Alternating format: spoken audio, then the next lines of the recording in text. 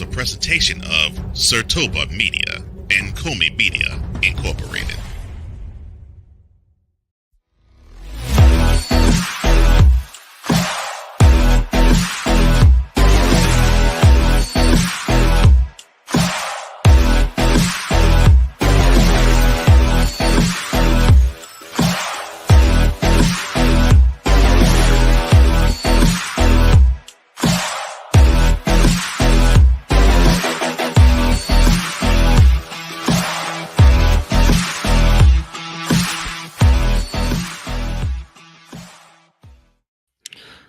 The playoff pool is getting clearer, illegal touchings involved, and other shenanigans that we're going to talk about. This is Total Football Talk.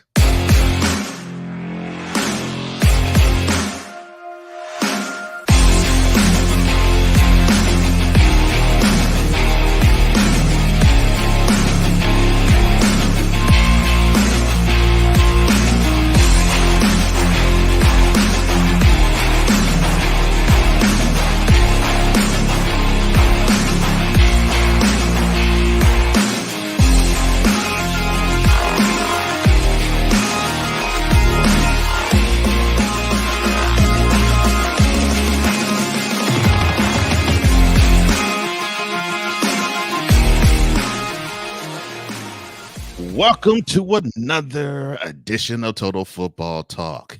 Hard-hitting, grind, action, news, and fun, just the way you like it. I'm one of the co-hosts of this program, Cole Johnson, a.k.a. the Mad Scientist and EP Extraordinaire. And I am joined, as always, by the other co-host of this program. Okay, so I'm having a hard time thinking about his name. Commander's Ground Report. D. Will in the Evening, which, if you haven't seen it, enjoy season 1. It's all on Sertoba Media. Mr. Sertoba Media himself. Oh yeah, the man that is in charge of the D Willie Bucks, D Willie or Drew Willingham. How you doing, man? Hey, doing great, brother. Thank you as always for the great intro. And D Will in the Evening season 1 did wrap up a couple weeks back, but there was a New Year's Eve special. It's the unofficial episode, but it is under the D Willie in the Evening banner, as there was shenanigans for the New Year's Eve special the other night. So it's basically just a live video of me talking shenanigans, recapping the year, but also thanking the fans. You can go back and check it out as Topa Media. But hey, it's a new year. It's been a whole year since I've seen you, Cole Johnson. I know, as we are man. now. Yeah, we just did this last week, but I said I'll see you next year. Yep. Now it's a year later. We are back, my man. Yes, we're back. And I think we are even better than ever. It is wonderful to be back. It's wonderful to be seen. It's wonderful to see you. It's wonderful to see all of you, PSF fam. Of course, the fam here on YouTube and Twitch and X, otherwise known as Twitter. Let's get the opening drive started, shall we? All right, let's go. We got trips, right? At 42, 989. On two. Ready? Great. And of course, we get greeted by our brother, Wise El Jefe. Of course, he is my brother from Mentality. He says, "Good morning, my brothers. Good morning to you, my man. I hope everything is well with you." So, brother. And of course, Sick, other than what in the all types of blue, he also says, "Good morning, good afternoon, good evening, good night." And it is great that we are international. We can't be like Rob Bass and GZ Rock. We now are internationally known. Sig Diggy knows us. He comes all the way from Norway. So appreciate you coming in, Sig. Thank you, Wise. And we will get started with Thursday night's game.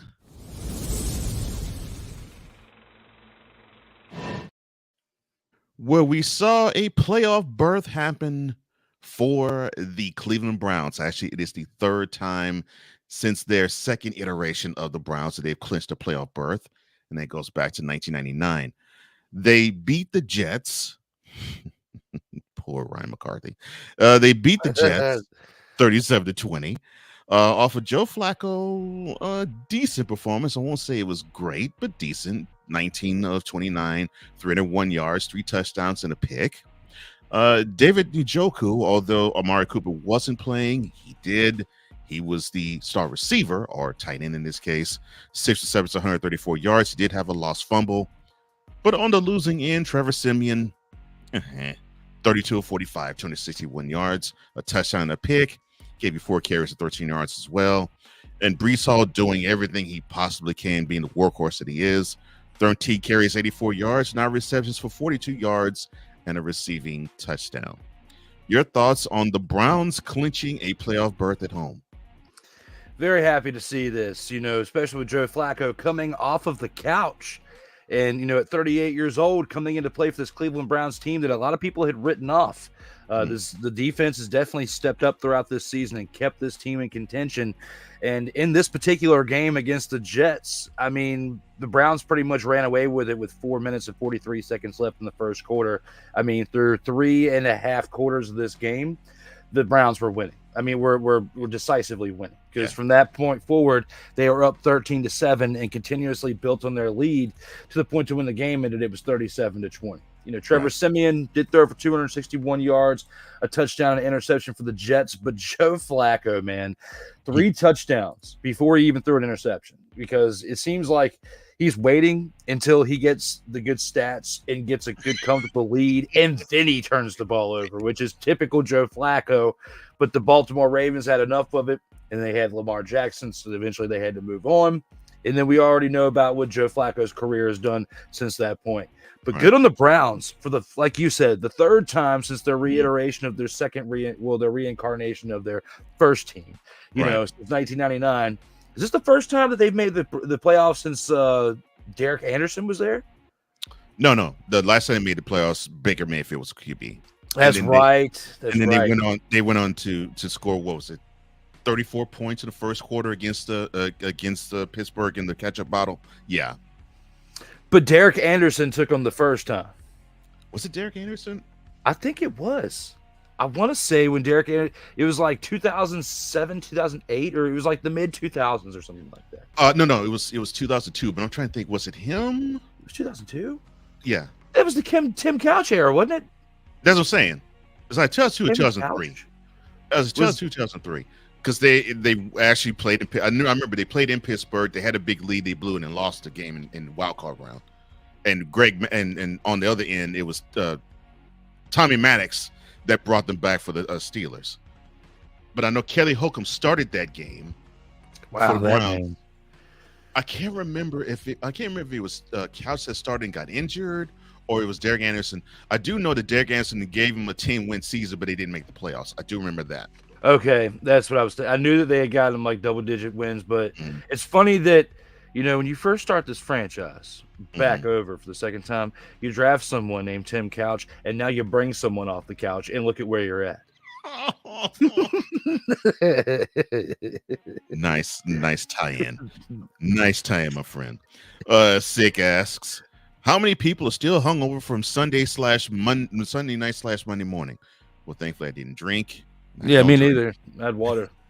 Yeah, but some ice cream that night though. Yeah, that's nice. But I'm sure many were, and I hope you weren't sick. He also says, and the happiest bunch in Cleveland were the Keebler Elves.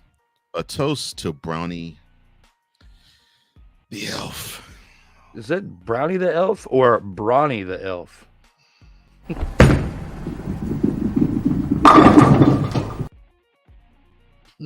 And they voted to have that thing plastered on midfield for a second year. Thinking you could have the dog, you can have the midfield logo be the head. Never mind. But congratulations to the Browns on making the playoffs. So happy that you're there. We'll see where they will be landing later on in opening drive. But Patriots.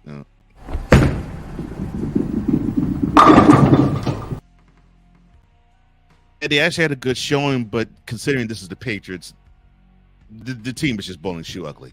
Well, they went to Western New York to play the Bills. They lost 27-21. But the Bills, and we'll talk about them a little later, have just come on strong.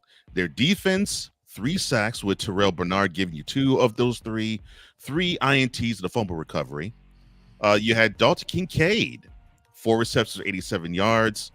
Josh Allen, the defense did well, but Joshy just wasn't great in the pocket. 15 of 30, 169 yards, and a pick. But he did run the ball for 11 times, 44 yards, and he gave you 2 rushing touchdowns. And Bailey Zappi, who actually had a better stat line than Josh Allen until the picks, 16 to 26, 209 yards. But Bailey, of course, as you heard earlier, turned the ball over thrice. Your thoughts on the Bills going to 10-6? You know, a lot of their wins this year, they barely scraped by. And they got lucky to win this game because, yeah, you know, like you said, they turned it around and they're getting these wins towards the latter part of the season, but they're also doing it against subpar teams. Right. So the New England Patriots here, you know, the 3 picks, they also had a fumble as well. That's 4 turnovers in this game that definitely helped the Bills get to the point to where you can now call them a 10-win team. When about 4 to 6 weeks ago, I would not have said they would have been a 10-win team. Especially with them having to fire their offensive coordinator and everything that had come from that. You know, Josh Allen not playing up to the levels that we had been seeing him play until recently. But, you know, he's been really, really patchy throughout this year when it comes to his play. It's been very subpar. So looking at this game, most of the action was in the first half because there was only 2 total scores in the second half. I can't get that excited about this Bills team right now, considering the teams that they're getting these wins on and how they did it. And they're basically going into the playoff situation on one leg, and I just don't have a lot of hope for them. If they make it, they're not getting out the first round. Yeah.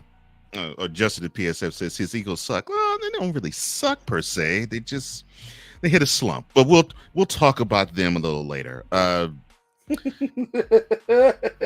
Because I have a feeling they're going to end up being featured somehow in this segment. And Y says Happy New Year to everybody in the chat, and Happy New Year to you too, my brother. Victor Locke of Villa K3 or Vicala says good morning to the football talk. Says that is the EP of all EPs. Cole Johnson and the big game hunter of Dunster Pelicans worldwide, the sensei Drew Willingham. I'm gonna have to start calling you that. Yeah, I love that. We're gonna need a commercial with this. With you, the EP of all the EPs, and the big game hunter of all Dumpster Pelicans worldwide. Yes, I love it. I love it. I absolutely love it. 6 says, unfortunately, I don't drink. Thank you. I'm glad you don't. So I'm glad it's been snowing over there in Norway since Friday. He also says that Josh Allen's going to ruin his knees and ankles in the long run. Have trust in your RBs. The issue that I have with that is they seem to not trust them all that much. And I mean, James Cook ran all over the Cowboys a few weeks back. I mean, you have that as evidence. He says, could it be the case of the Madden curse regarding Josh Allen? Who knows? Who knows? Hopefully it's not. But I think the only person so far that's escaped the Madden curse is Mahomes. Yeah, I was thinking the year that he was on it, he won the Super Bowl. On Super Bowl, yeah. Now I think he got banged up the year after. Yeah, and they didn't win, but it still trumped the curse. I think he's the only one to do it so far. Okay, that's good to know.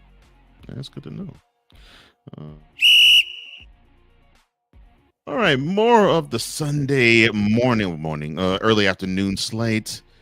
The Bears and the Falcons.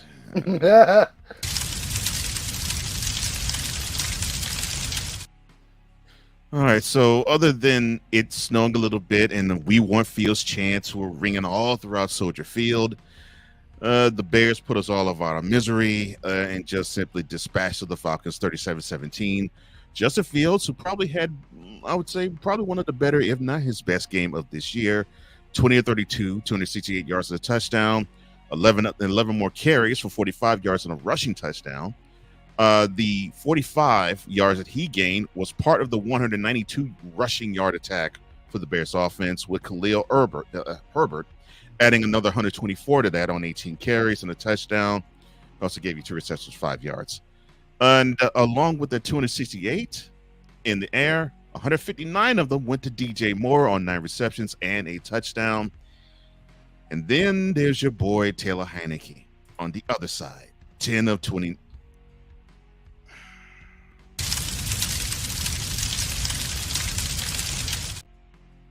I'm sorry, it was just that bad. 10 to 29, 163 yards, a touchdown, and 3 picks.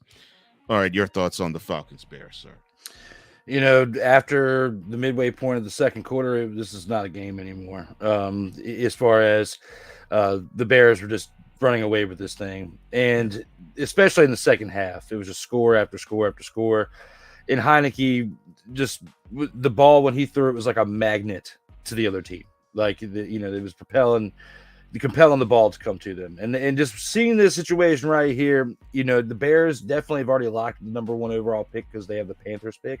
Right. So for now, it's to build the momentum for next year, and if they can finish this season 8-9 after this upcoming week, I feel like that's a huge turnaround, and it's a huge momentum boost going into next year, considering the draft stock that they have for next season and the free agents opportunities they're going to have, especially with Montez Sweat. They got it started there with all that. So we'll see how this goes, but 37-17, pretty decisive victory for the Bears. Yeah, and they've been coming on strong. I mean, they've actually been looking pretty good as of late. And if a receiver could have held that Hail Mary that they threw in Cleveland, we may be talking a different story, but Bears, although they're at 7-9, we can say bye-bye to you. The Falcons, we can pretty much say bye-bye to you, but you still are alive because you are in the dreaded NFC South, which means you still have a shot of winning the crown, which, goodness gracious. Then we get to Indy, where the Colts hosted the Raiders, and this was a game the Colts pretty much controlled, but the Raiders hung in there. Of course, the newly minted Antonio Pierce team have been fighting vigorously to show some fight and some mettle. Unfortunately, they fell 23-20 as Gardner Minshew II. You'll hear another name that will be mentioned about him. I don't know from whom. I don't know what the name is. You should know that sarcasm. 15 to 23, 224 yards and a touchdown. Pretty good game for him, actually. Jonathan Taylor helped it out on the ground. 21 carries, 96 yards and a touchdown. He added 8 yards on a reception. But on the losing end, Aiden O'Connell, 30 of 47, 299 yards, 2 touchdowns, with Devontae Adams having 126 of those 299 yards on 13 receptions and both the touchdowns from O'Connell. Your thoughts on the Colts pretty much putting themselves in prime position to be in the playoffs? Depending on how this Week 18 matchup goes for them this weekend, it definitely put big stakes on that. But for this game right here, Uncle Rico at home doing what he did, getting this team to 9-7. This team is going to have a winning season after all, Cole Johnson. They are going to have more wins than losses when the season ends, no matter what. Guess what? It was all on the shoulders of Uncle Rico. Uncle Rico comes into the game every single week, ready to play. Now, does he have illustrious numbers every single week? No. But what he does do is he comes out there with that swagger, known as Uncle Rico, and gets the job done to the best of his abilities, and to the point where they are at 9 wins and have a chance, just like your team, to have a chance at double-digit wins for the season. So good on Uncle Rico. This game right here, though, it was pretty close going into the fourth quarter. And then once the Colts got that field goal with 7.5 minutes left in the fourth quarter, from that point forward, they did trade some things back and forth as far as some scores. But the Colts didn't look back at that point. They had enough of a lead to where they were coasting throughout the rest of the game. Antonio Pierce has done a great job with his Raiders team. Although they got eliminated from the playoffs this past weekend, he has done far more than what was expected of him since he came in as the interim head coach, and deserves an opportunity to keep that coaching position in this offseason. I hope the Raiders do the right thing by him. Yeah, I hope so. I mean, I believe he should be the guy leading the team, and they were so night and day from how he is now.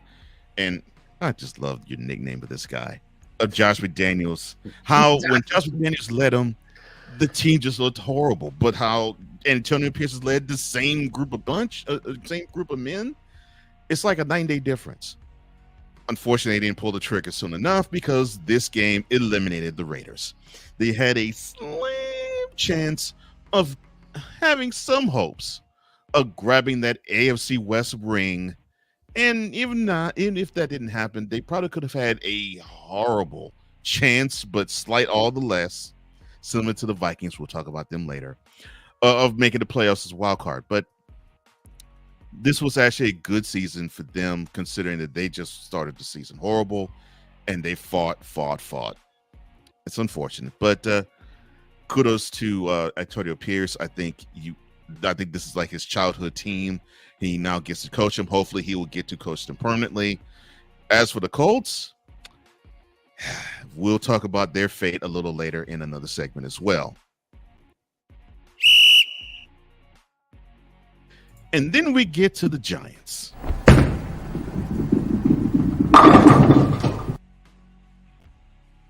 No, you're saying that's kind of harsh, Cole. Wait a minute. No, they actually played well Sunday. They did.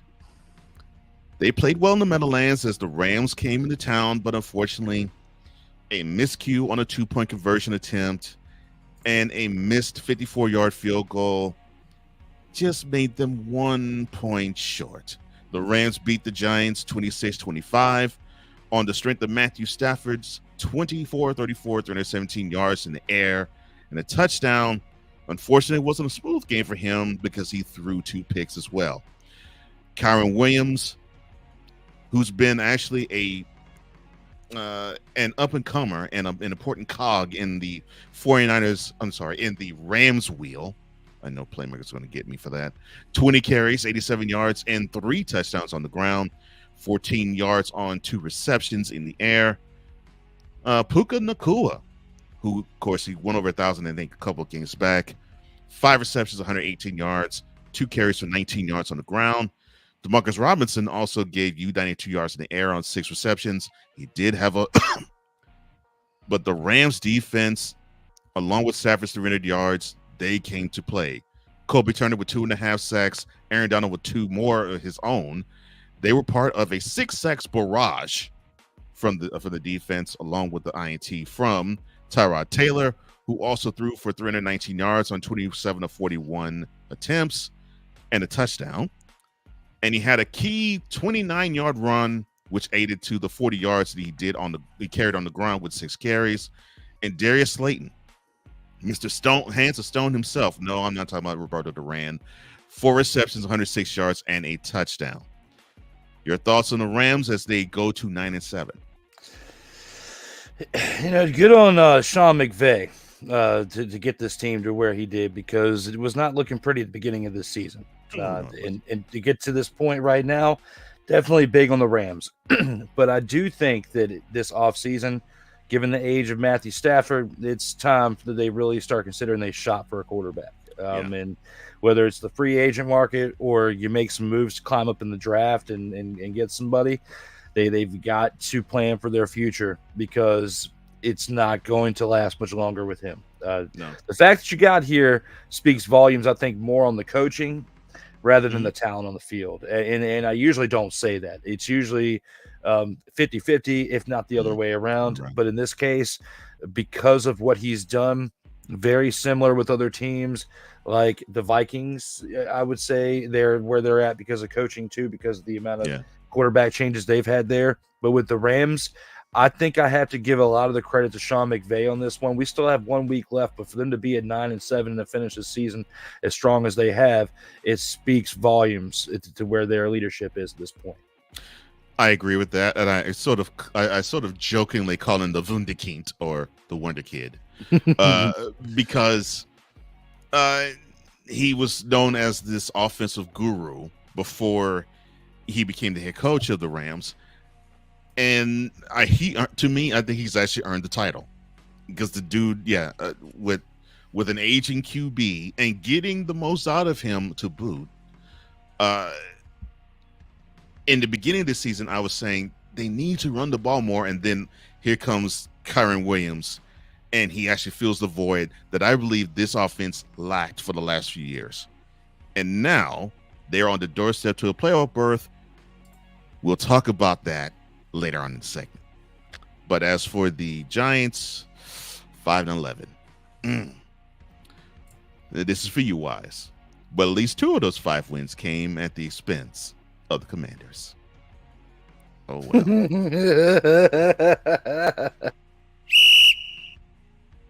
1-5.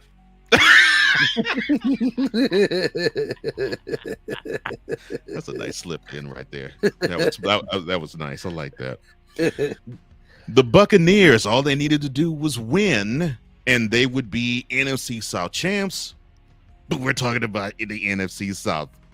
So, of course, an easy road was not going to be made easy. The Buccaneers tanked and lost to the Saints 23-13. Derek Carr had a game, 24-32, 197 yards and 2 touchdowns. Juwan Johnson gave you 90 of those yards on 8 receptions and had 1 of those 2 touchdowns. On the other side, Baker Mayfield, who got dinged up in the 4th quarter, 22-33, 309 yards, 2 touchdowns, but 2 picks. Trey Palmer, 84 of those 309 yards came his direction on 4 receptions, and he got 1 of those 2 touchdowns with Baker Mayfield, but he also... Your thoughts on the Buccaneers and the Saints?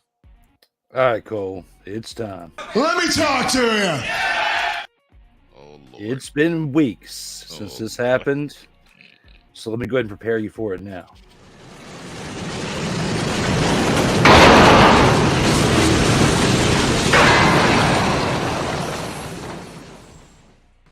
We had a sighting of Bunker Stayfield this past weekend. As looking at what Derek Carr did, he had 197 yards, 2 touchdowns. Congratulations. But Bunker Stayfield, how do you throw for over 300 yards and 2 touchdowns and lose by 13 points? I know exactly. I mean, lose by 10 points. I know exactly how you did that. You threw 2 interceptions, Bunker.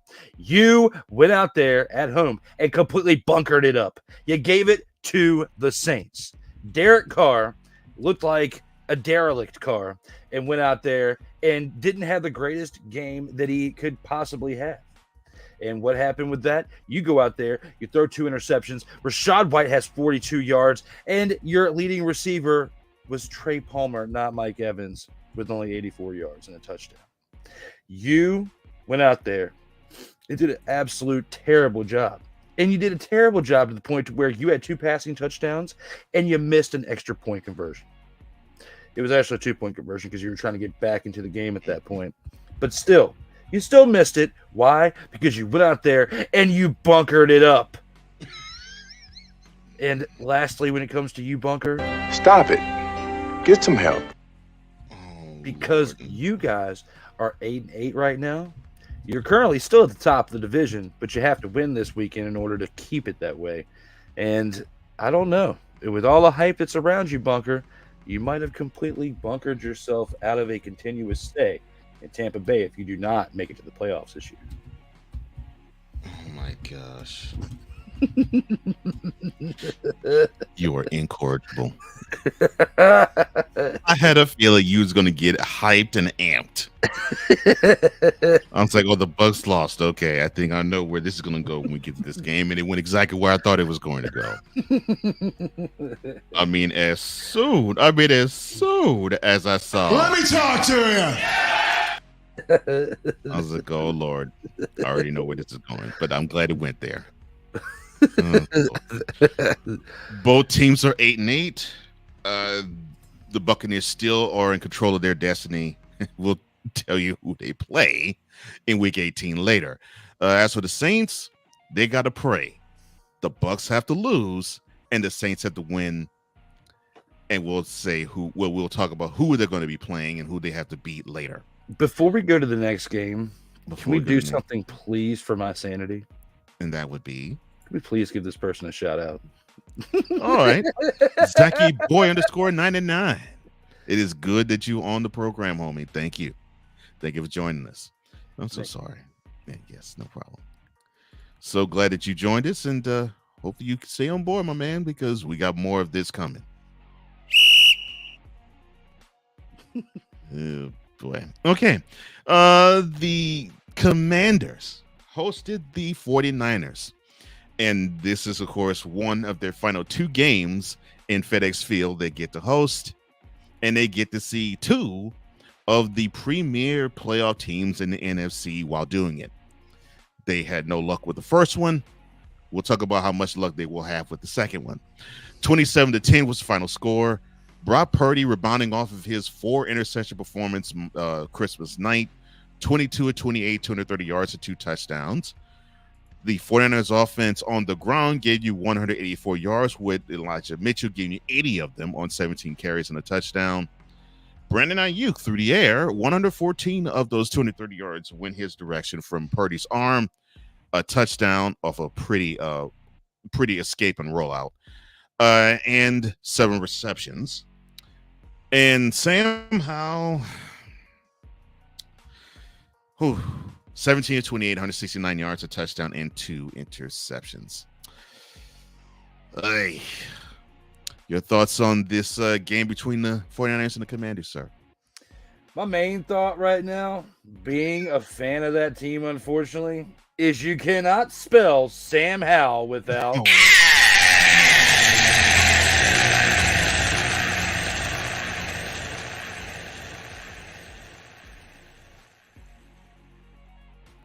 Here we go again. Let me talk to you.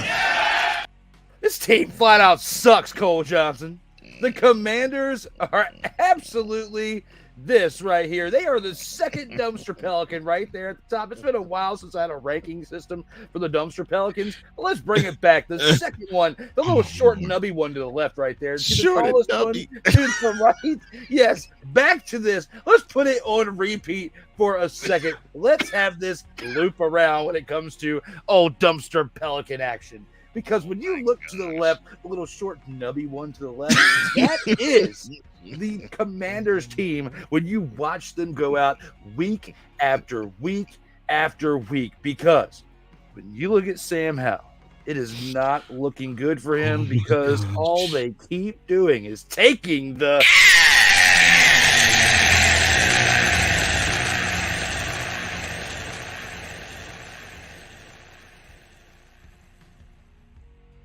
team hasn't mother-fathering won since week 9, okay?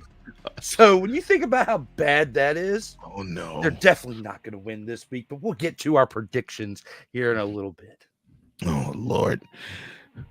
The Bowling Shoe Ugly reference is brought to you by Sleazy Salons. No mani-pedis, just hands and feet. Done. Oh, my God. Oh, I love the fact you give your Commanders no mercy. Oh, my gosh. They really need to. Stop it. Get some help.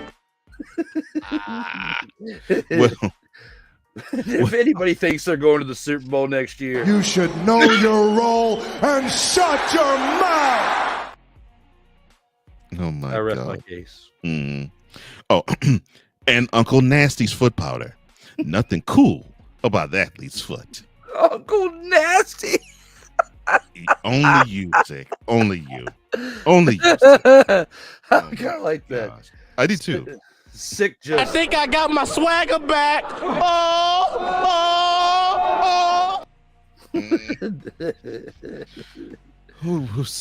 the 49ers are now 12-4.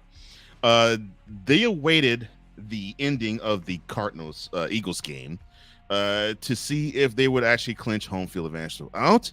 Of course, we'll tell you if they did later. There was also an event Saturday night that helped out those matters. We'll touch on that later. Oh, did I say touch? Oh, I'm sorry. Well, this will be a legal touch, but anyway.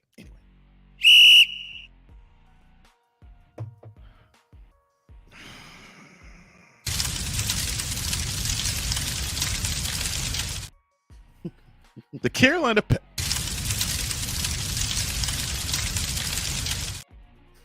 Let's see if I could get the Carolina Panthers.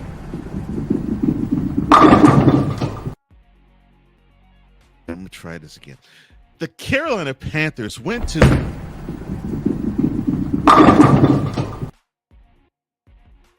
yes, it was horrible.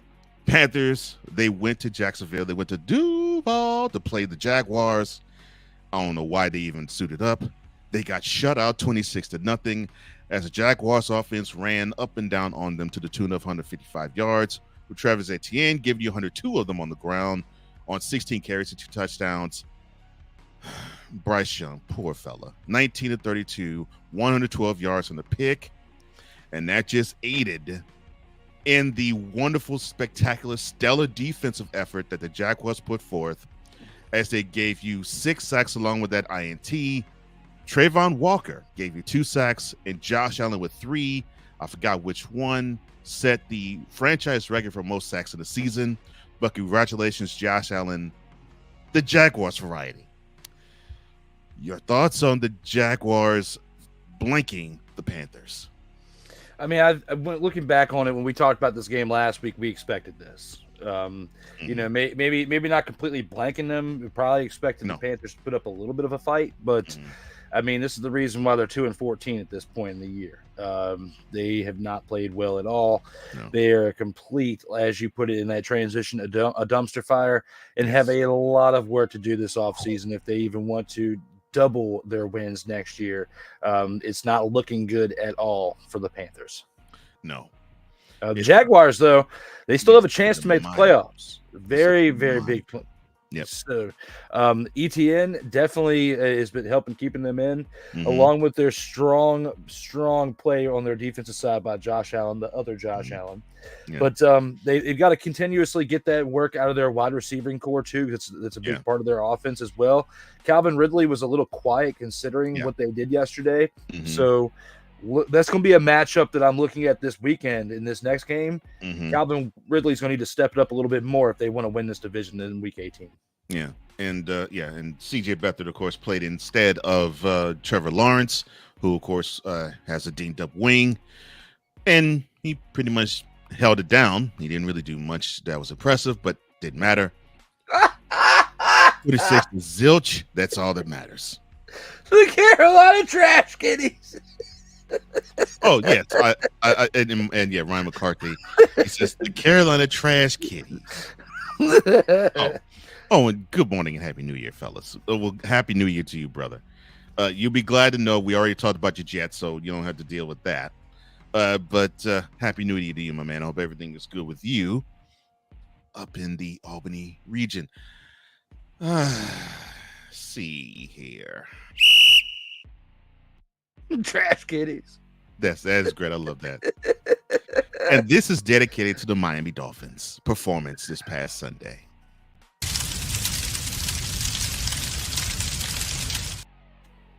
Oh, and 6 says, surely the raccoons were promptly evacuated from the dumpster fire. Maybe not in this case, because there was a dumpster fire in Baltimore, and it did not have to do with Ravens. It was all Dolphins. Oh, well, in this game, it actually was all Ravens. As the Dolphins went to M&T Bank Stadium, hoping to have a shot at the number 1 seed, Baltimore Ravens said, you better take this.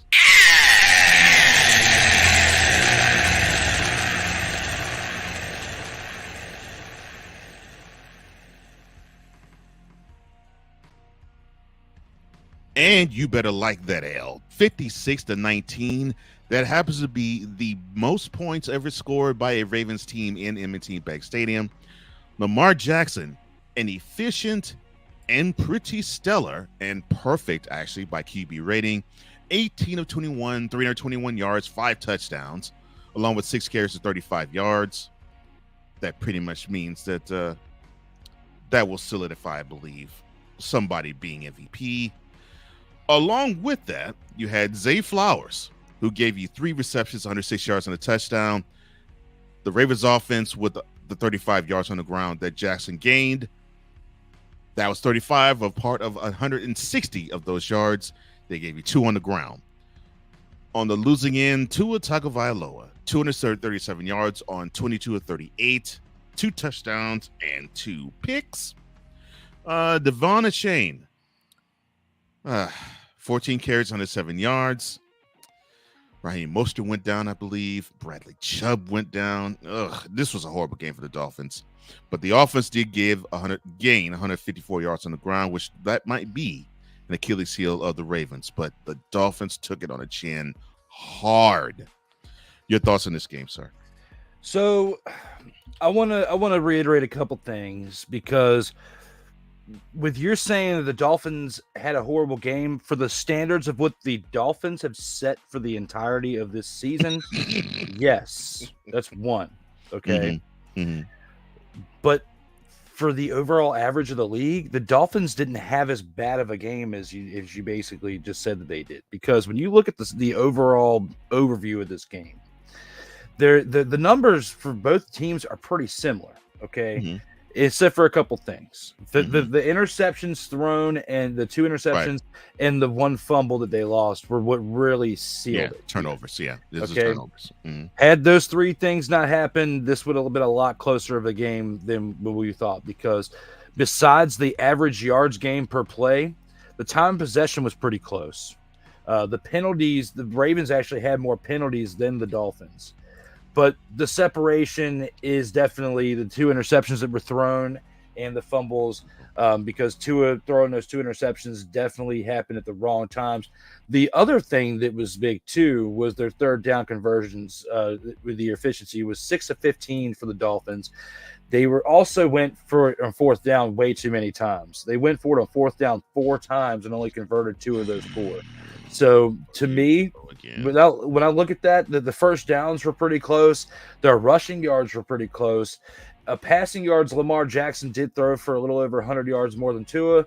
But looking at this, the biggest things here were the turnovers, but also boneheaded mistakes in play calling. McDaniel needs to not be going for it on 4th down as much. They are not that good of a team to be going on 4th down. If this was the first half of the year, the way they were playing and the way they were clicking on all cylinders, I'd give it to you. I'd say go for it.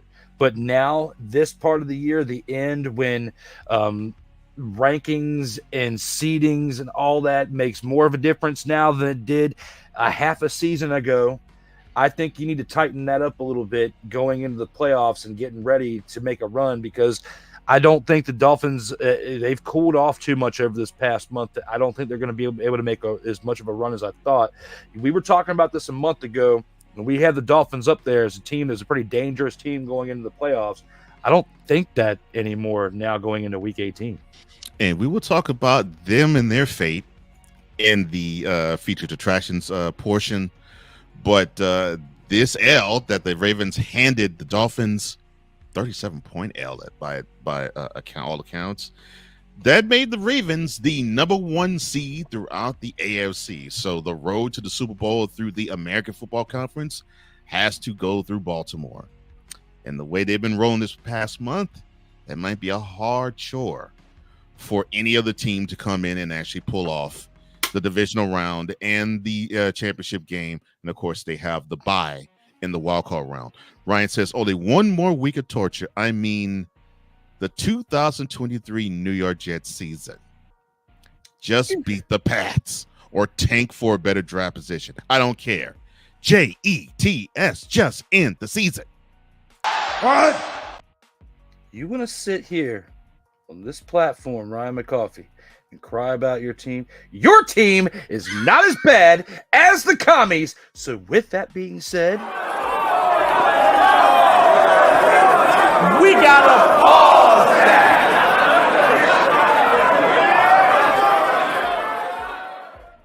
Happy New Year, brother. They probably love those L's the same way Swedes love licorice. That's just nasty and wrong on my part for saying that. Yeah, and I think that the Dolphins. I think this was a little nasty in their mouths.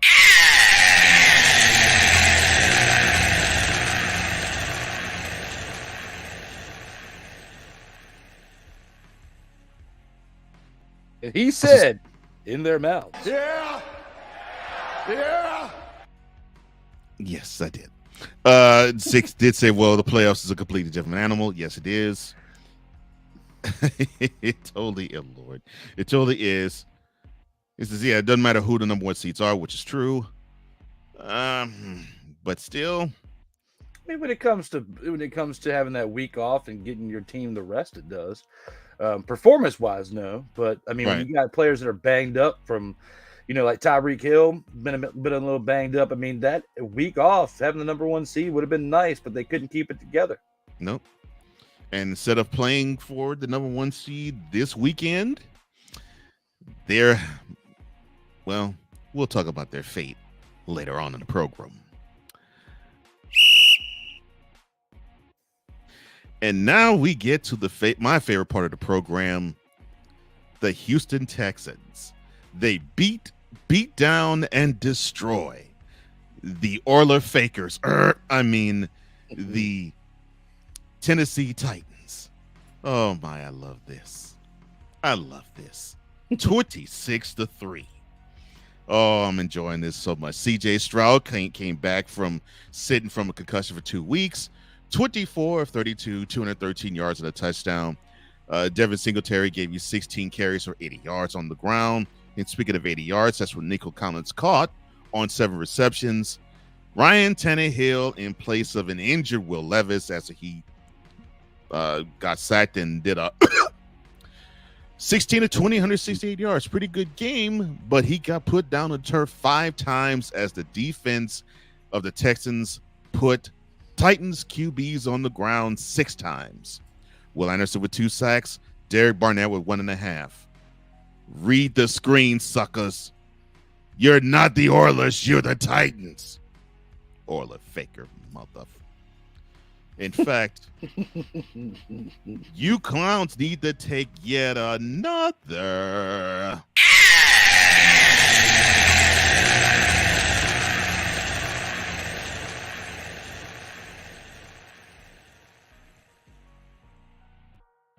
And as for you claiming that you are Oilers, We gotta pause that.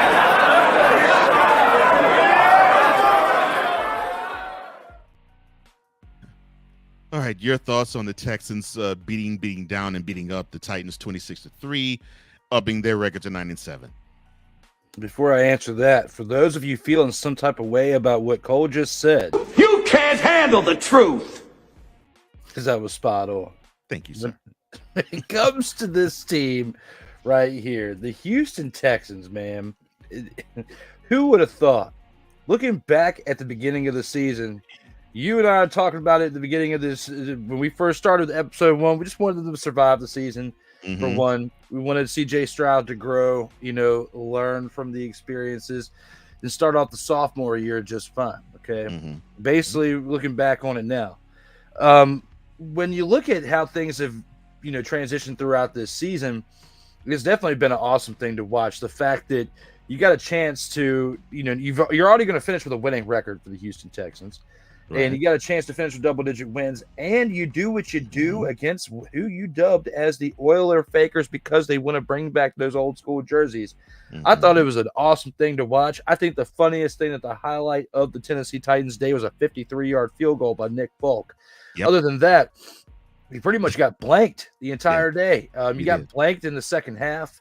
Looking at this game right here, you got a really, really good promising future with CJ Stroud, and he only had to throw for 213 yards and get the ball in the end zone 1 time in order to make this happen. Because he didn't do much on the running ground, but Devin Singletary, as we've thrown shade at him over the years for what his progression has been. This year for the Texans, he's definitely showed up. I always had to give him that. Between that and you got Nico Collins, who definitely contributed as well. The Texans can be a dangerous team in the years to come. I don't think that they're going to be that make too much noise in the playoffs this year. I agree. But the fact that we're even talking about them going into Week 18 with the potential opportunity to make the playoffs, very huge. Depends on what Jacksonville does, and we'll get to that more later into the show.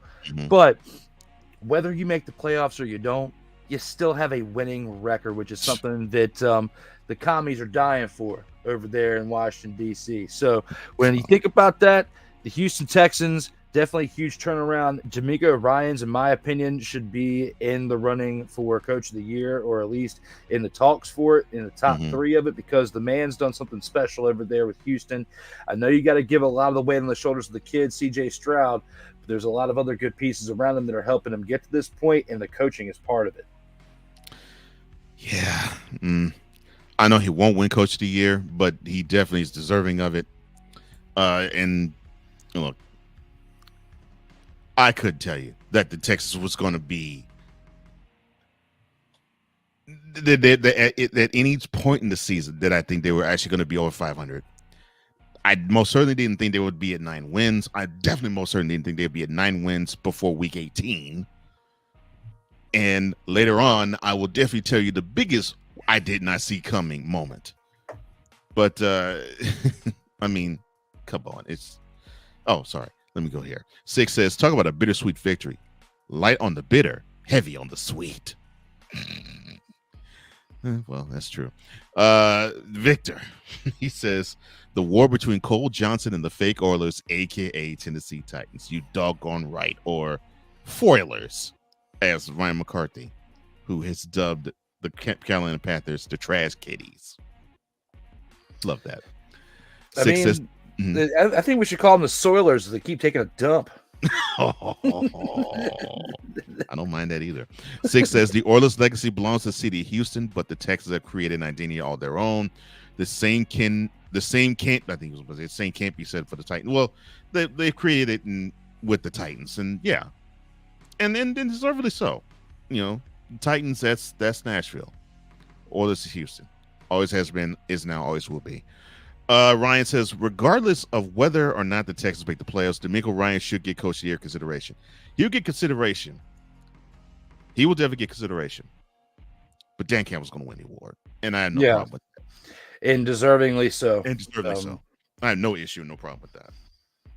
But yeah, he'll get consideration. He definitely will. Your time will come, though, D'Amico Ryan. Yeah. But if you keep doing what you did this year, you're going to get it. You're going to get it, my man. This time definitely is coming. He's pulling 9 wins in his rookie head coaching year. Yeah. COY is coming. It may not be this year, but it's coming soon. All right, to the late game shot. And the Steelers, they hopefully tried to give them a shot of making the playoffs, and they did just that. They went to Seattle and they crushed the Seahawks' hopes, although the Seahawks still can make the playoffs. But they crushed the Seahawks, giving it a mighty blow to the tune of 30-23. 8 thumbs. Oh, I'm sorry. Mason Rudolph.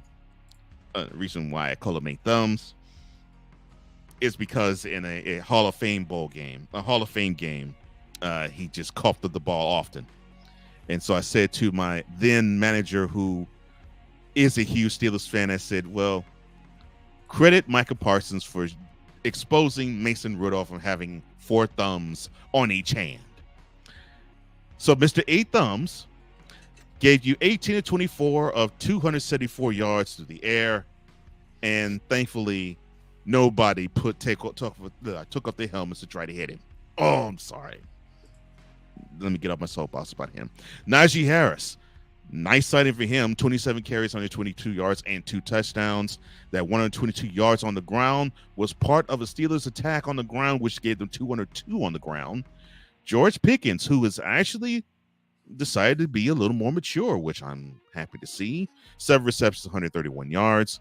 On the losing end, Geno Smith, 23 of 33, 290 yards and a touchdown, and DK Metcalf gave you 106 of those 90 yards, 106 of those 290 yards through the air on 5 receptions. Your thoughts on the Seahawks losing to the Steelers? A song comes to mind when it comes to the tales of woe for the Seahawks. Ooh, child, things are gonna get easier someday. Yeah, that song pops up in my head when it comes to the Seahawks right here because of how bad the situation panned out against the Steelers team. We've been talking about the Steelers team and the culture within the team and how things have fallen apart throughout different points of this year, right? But the Seahawks team, it didn't get easy enough for them to stop the Steelers team because you just gave Mike Tomlin another winning season. He has not had a losing season. In the amount of times of them. Exactly. In the amount of times that we have heard over the years through different points in the seasons about Mike Tomlin's going to get fired. Mike Tomlin's going to get out of there. They're going to make the move. Well, it doesn't look like they're going to make the move again, because if you do, you're going to be a stupid organization for doing it, because he's going to go somewhere else and continue to have that success. Mike Tomlin is definitely proven that he's a Hall of Fame coach. Oh, no question. You get no complaints from me on that. Yeah, he's a Hall of Fame coach, first induction coach, and I said what I said about McVay earlier, but Mike Tomlin is a big part of when that culture was falling apart because of the moves with Ben leaving and all that stuff and retiring, and you got Kenny Pickett, one of the worst quarterbacks I've ever seen, and then it's Tomlin that's kept the glue together.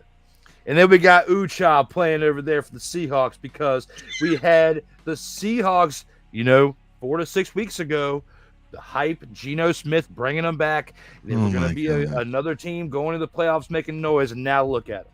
They are another team that is falling to the 8-8 wayside.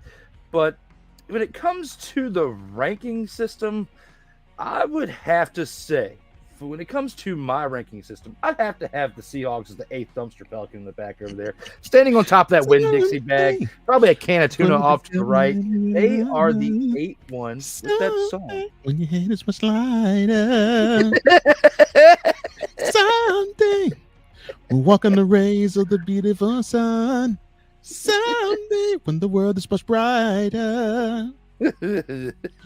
All I gotta say with another great song is Hell to the no, to the no, no, no, no. Hell no, no, to the no, no.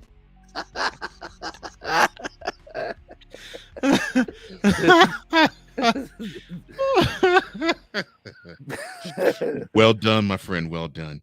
Oh my gosh. So the Seahawks fall to 8-8, and they make a pathway for another 8-8 team. We'll talk about that a little later.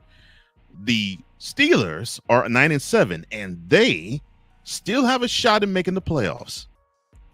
And they probably bogarted someone else in making a shot to the playoffs, but I think it also was due to another team. But we'll talk about them in a couple of minutes. The Denver Broncos, they hosted their last game of the 2023 season as they hosted the Chargers, and they bored all of Denver to a 16-9 victory. Yes, the game was simply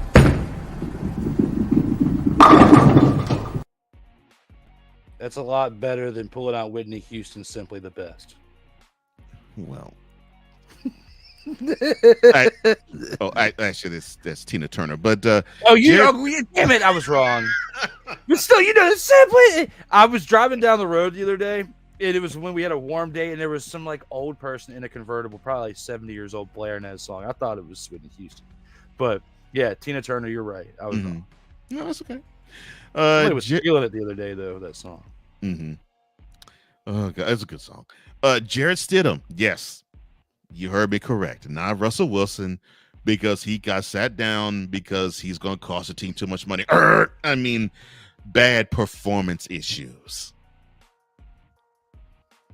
Jarrett Stidham was in place of Russell Wilson, 20 of 32, 224 yards, a touchdown. He gave you 6 carries for 6 yards. Not bad. A carry for a yard for every carry. I like that. Good job. On the other side, Easton Stick, who, of course, is subbing for an injured Justin Herbert, who's out for the year with a dinged-up finger on the throwing hand. 24, 38, 220 yards. He also carried the ball 4 times for 31. And Alex Erickson gave you 98 yards to the air on 7 carries. For the game that basically is bowling shoe ugly all the way around, what are your thoughts about it? Well, when it comes to this situation right here, the Denver Bounties. Oh, wait, no, that's the New Orleans Saints. When it comes to this team right here with the Sean Payton-led non-bounties.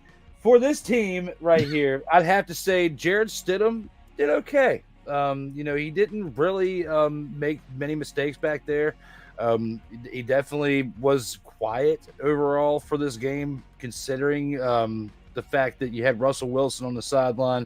The stat line that he had, I think that with the Russell Wilson-led offense, this Broncos team would have made a little bit more noise, and it would have been a little bit more of a comfortable lead. But at the same time, I understand why they don't have him out there, because if he gets hurt, you owe him way too much money, and you can't really make the right marketing moves that you would be able to make this offseason to get him out of there and get something in return if he was hurt. So go ahead and finish the season strong. The funny thing is that they still have a chance to finish with a winning record, considering how bad they started this season and how bad they were last year. It does speak volumes to the coaching style of Sean Payton, but when it comes to this Chargers team, they suck. They absolutely suck, just like the commies do. And they're going to have to make some moves at the head coaching position, along with many other positions for this team in this offseason, if they want to get back to relevance like they were in years past.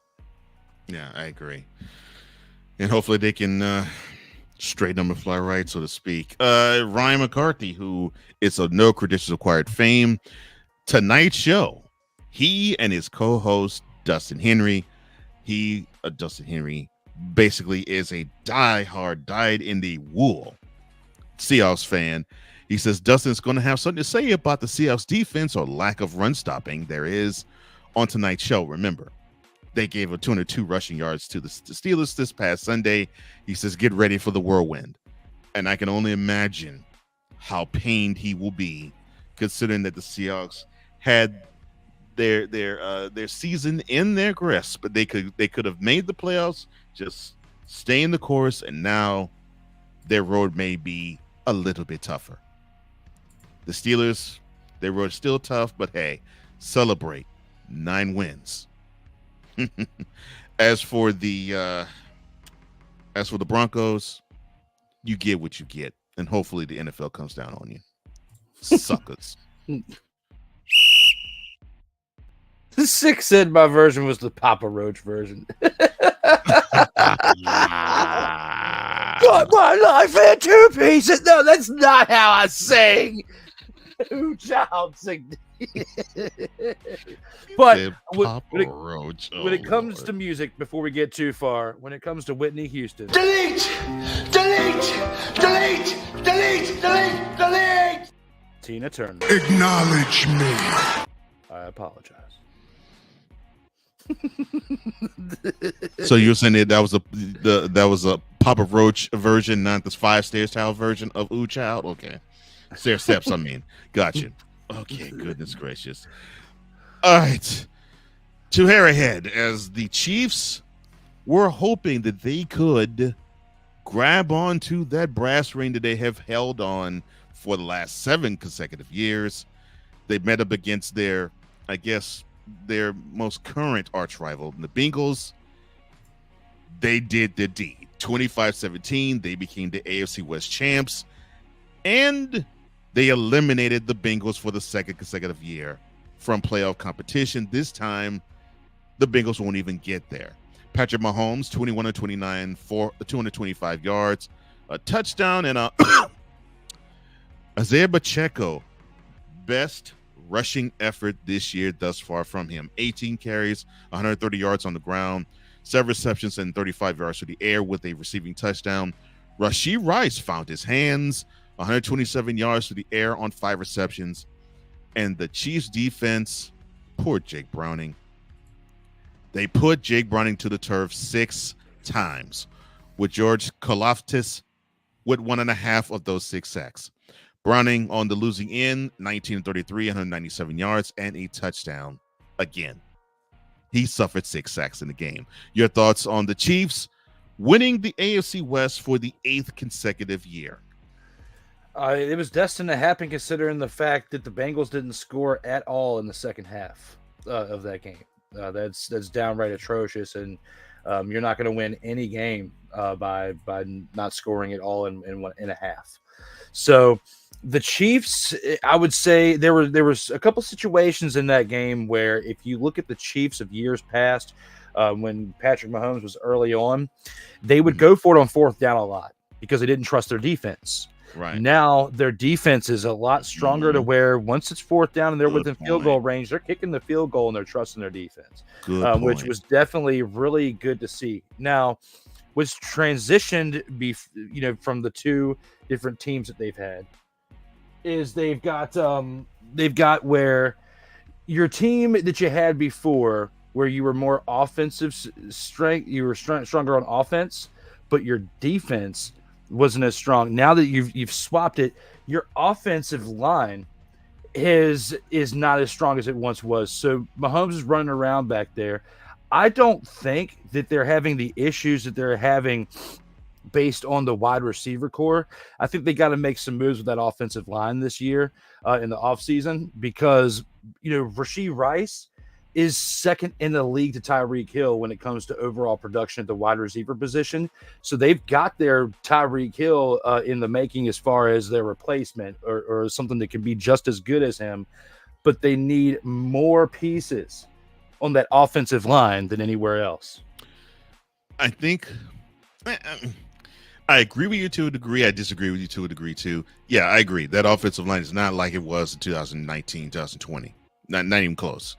Not even close. They have suffered some injury, and they've of course suffered some free agent rating. So yeah, that offensive line is not the same. And yes, we're seeing Patrick Mahomes run for his life in the pocket far more often.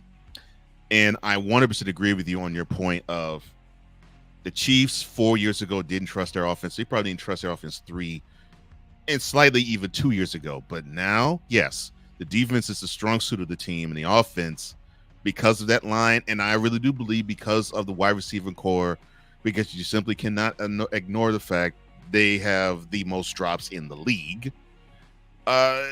It's a problem, especially when you have a quarterback with a golden arm like a Patrick Mahomes. And with many of these teams, they can solve their issues by bracketing coverage on Travis Kelce. But yeah, Rashee Rice, I think we actually said this in this program a few weeks back. I was like, I think he probably would be the key to actually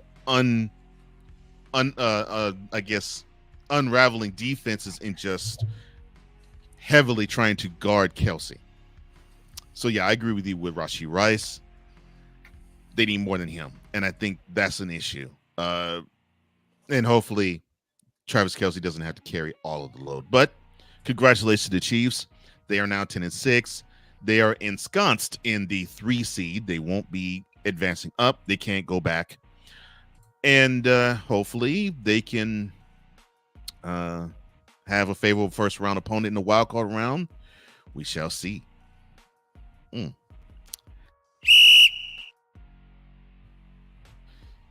Do you really have to do this?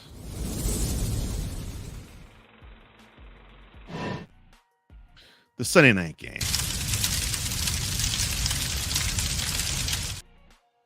In fact, it deserves this treatment when I go through this. The Green Bay Packers and the Minnesota Vikings.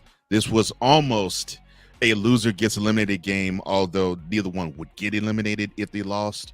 But their chances of making to the playoffs is going to be extremely slim. And that's the case of the Vikings as they took it on the chin at home to the Packers 33-10. The game wasn't even that close. Jordan Love, 24-33, 256 yards, 3 touchdowns. Gave you 2 yards on 2 carries with a rushing touchdown. The offense of the Packers gave you 177 yards on the ground, with Aaron Jones giving you 120 of them on the ground on 20 carries. He also gave you a reception for 10 yards. Bo Melton, another first or second or third year receiver that the Packers are littered with. 6 receptions, 105 yards, and a touchdown. And Jaden Reed, another one of those first or second or third year wide receivers, 6 receptions, 89 yards, and 2 touchdowns. The Packers defense put Jared Hall and Nick Mullins to the turf 4 different times, with the Vikings offense giving you 144 passing yards. And yes, the dumpster Pelicans that you keep seeing, it is dedicated to the Minnesota Vikings. Your thoughts, sir? This Minnesota Vikings team, gone through the amount of quarterbacks they've had this year, the tales of woes they've had. The crazy thing is they still have a 3% chance of making playoffs. That's the crazy part. I'm saying that with as straight of a face as I possibly can. But when you look at that, you think about that, considering that they are where they're at now, I said it earlier when it came to that. It speaks volumes of the coaching of where they're at. Even with the guy losing record 7-9, and they're going to finish with a losing record regardless of what happens this weekend. Yes. Kevin O'Connell, considering how early Kirk Cousins went down, has done a really good job of keeping this team in the hunt for the playoffs ever since. Even in Week 18, regardless of the fact that you've only got a 3% chance, you still have a small chance of making the playoffs. When the majority of those teams that were in the hunt for it, considering the fact that we had 3/4 of the league still available to make the playoffs going into this past weekend. And after that weekend, you still have a chance. Speaks volumes on the coach. Now, is it a great game they played in this past week? No. It was a division game, and they would have had a higher chance of making the playoffs had they got the win. But you gave it to the Packers. The Packers now have a really good chance of making the playoffs, as they've moved up to a 60% chance of making the playoffs with an 8-8 record and that division win. So good on the Packers, especially good on Jordan Love. I really like that one play that I saw Jordan Love where he was diving into the end zone and had that rushing touchdown going head first into there. You saw some true grit from him in certain ways, in certain mannerisms. You could see a little bit of Aaron Rodgers in him and how he like sidearm slings the passes in certain windows to get those completions. It just like Aaron Rodgers did, well, sitting a couple of years behind Brett Favre, even though Brett Favre didn't like volunteer the information to him like Aaron Rodgers did to Jordan Love. Sitting behind Brett Favre helped mold the next generation of quarterback for what Aaron Rodgers was for years, and that might have just done the same thing for Jordan Love. Green Bay has been spoiled with 3 straight decades now of great quarterback play. Your first year with Jordan Love isn't too bad either. He's had some growing pains, but you're at least at 8-8 at this point, and it's looking very promising for your future. You could have a good 4.5 decades of good football out of your quarterback play going into the future. Great. And then depending on who you draft before he gets out of there, you can build for even a longer future. So there's not many teams that have had this much consistent play out of their quarterback for over 3 decades, and now more, potential of more of that going forward. That's crazy to think, but yeah, I agree. And it looks like the Packers are in good hands with Love, and it looks like that was a good pickup for them. Such a good pickup for them in his first full year as a starter. All they need to do is win, and they're in. So they're in position to win, and they have to thank the Pittsburgh Steelers for that, because the Seahawks loss paved the way for the Packers to do what they have to do. And we'll talk about who they have to beat later on.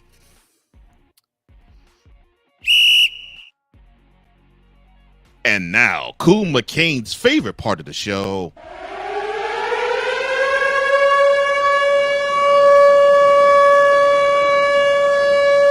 The upset of the week. Was it even any guess as to what game was going to be featured in this slot? The Philadelphia Eagles had a 21-7 lead over the Arizona Cardinals, and then they choked it away. They lost to the Cardinals 35-31 due to the strength, or I should say due to the weakness of the Eagles defensive front, as they gave up 228 rushing yards to the Cardinals. That's right, 228. 128 of those yards came over the legs and feet of one James Conner on 26 carries, his former Steeler, on 26 carries and a touchdown. He also had a receiving touchdown off of a 5-yard pass. Kyler Murray, Mr. Call of Duty man himself, efficient, 25-31, 232 yards, 3 touchdowns. He did have a pick. He did only run for 24 yards, though, on 5 carries. On the ground, Greg Dortch was the hot man for the Cardinals, 82 yards on 7 receptions. Jalen Hurts, You could say he had an efficient game too, but it just was not good enough. 18-23, 167 yards, 3 touchdowns, and 1 interception, and 8 carries on the ground for 25 yards. Unfortunately, Philly fan, no tush push touchdowns. Your thoughts on easily the upset of the week in week 17? So, Eagles fans, throughout the month of December, Oh gosh, you went 1-5. I mean 1-4. My apologies. You went 1-4. So basically, all you did was take the.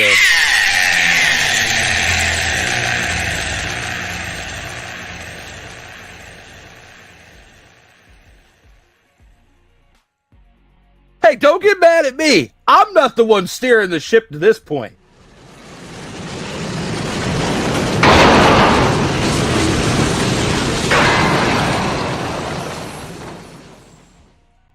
Now, looking at this team right here, looking at the hype that we had on this team throughout this season, you're going to go 1-4 during December. When you came into December and 1 at 10-1, you were 10-1. 10-1 coming into December. You had all the hype that you had on yourselves. Then December 3rd comes around and you host the 49ers, and from that moment, you haven't recovered. The 49ers have ran their mouths way too much over the past few years, but at least I will give them this. Over the past month, they've earned a little bit of that. Well, yeah, they did. I will give them that a little bit. I will give them more because the Eagles fans have been running their mouths way too much since they won that Super Bowl in years past. And then you had what you had happen last year, and that was a pass interference call in the end zone, and we should have won that game, and all that crying that we heard from Eagles fans. Well, it doesn't make a difference now because now you're the laughing stock of the NFL. You went from being at the top of the NFL to now you're a wild card spot. After December, going 1-4, if you're an Eagles player, Eagles personnel, or an Eagles fan, you should be ashamed of yourself because you're very close to Washington comedy status. Very, very close to comedy status by saying this. Stop it. Get some help. And that's what I have to say about you, Philadelphia Eagles. A Commanders fan just enjoying far too much the struggles of the Eagles. Lord. You know they're enjoying our struggles. Well, that's true. They are, but still. Oh, my gosh. Six says the upset of the week is brought to you by Sleazy Meaty Subs. Don't beat the meat. Don't toss the salad. Just enjoy the subs. And Guzzle Hard Thirst Quencher. When you got a quench, guzzle hard. You and your doggone commercial sick. Goodness gracious. But yes, knowing on top of the Cardinals, the Eagles, they fell to 11-5. They came into the game in the number 2 seed slot. They fall to the number 5 slot because of the following game we're going to talk about here. And yes, it is not only the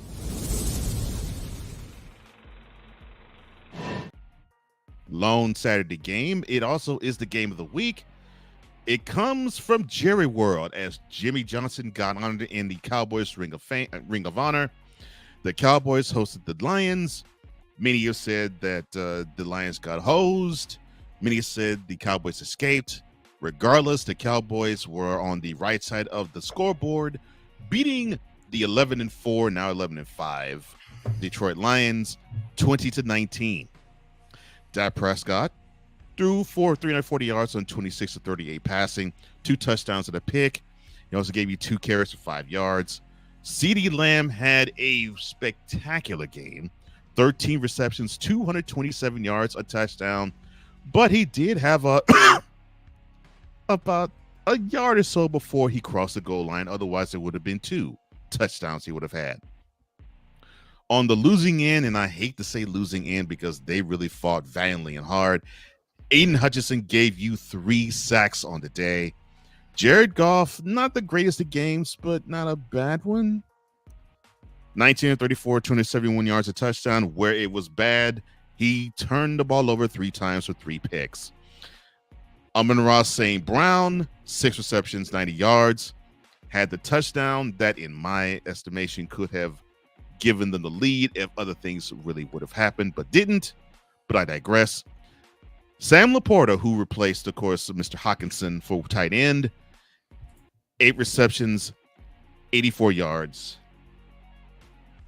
I could go on about what I really would like Dan Campbell to have done in this game and putting his team in the position that he shouldn't have put in, but I won't say that. I will reserve judgment for later. Your thoughts on this game, sir? You can reserve it, but I will not. That was absolutely stupid by Man Campbell. You normally biting off kneecaps, and you have the opportunity to go into overtime, but yet you have 3 opportunities to have an extra point, and you went for 2 all 3 times. And after the second time, common sense would tell me, like, maybe we should just kick the field goal, go into overtime, and see what our chances are. However, you didn't, and it looked like you called the same play twice within those 3 play renditions, and that's what got you to that point.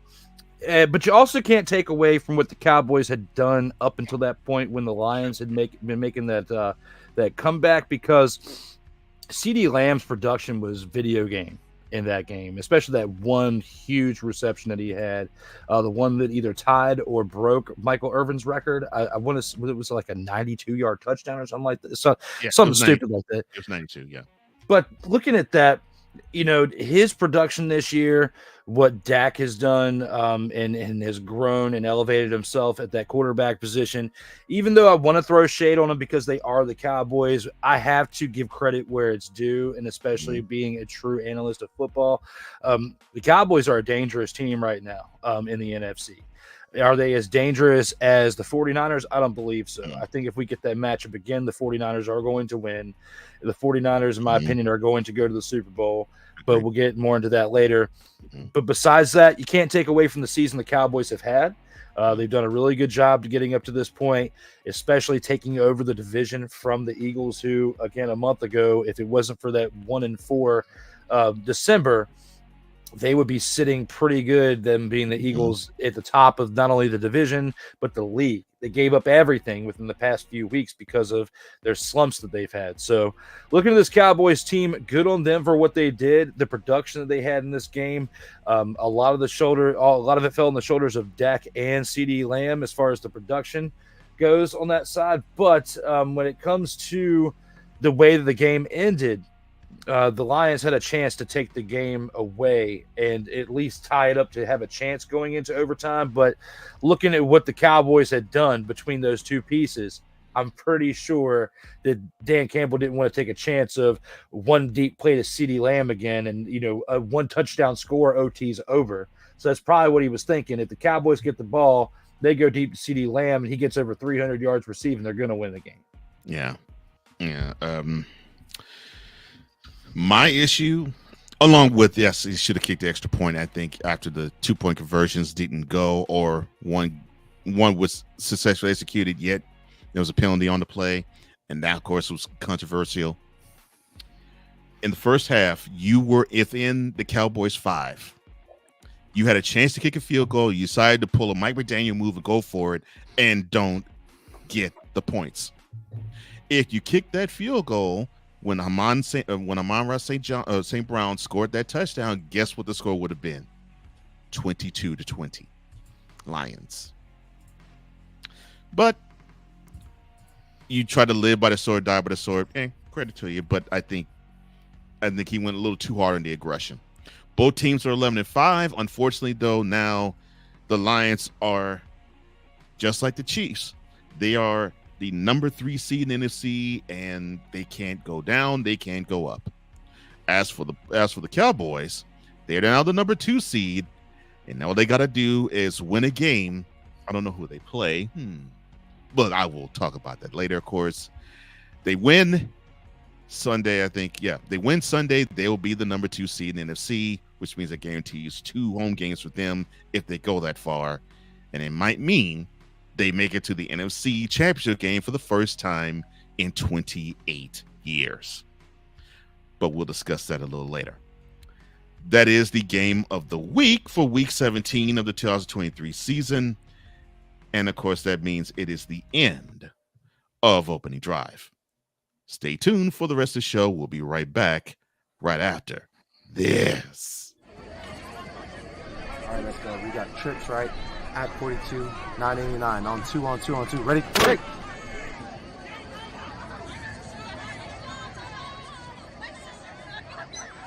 We're just getting started. Total Football Talk will return right after this.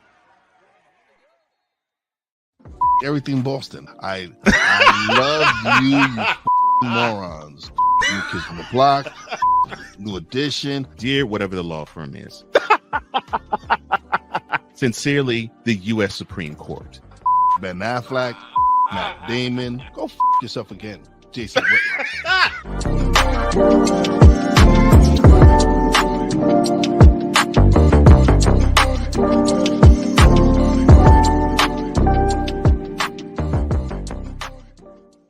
Ready to hang with some fellas who know football? Let's ride. LC Muscles 28. I think they're the most overrated defense in the league. Steel Sermon. We did not trail for a single second. Tiny Tim. McCarthy is a bonehead. A Pistol 90. I'm going with my boys. Fins up, baby. Get ready for the Four Horsemen of Peckham's. Every Wednesday night at 10 p.m. Eastern, 9 p.m. Central on YouTube.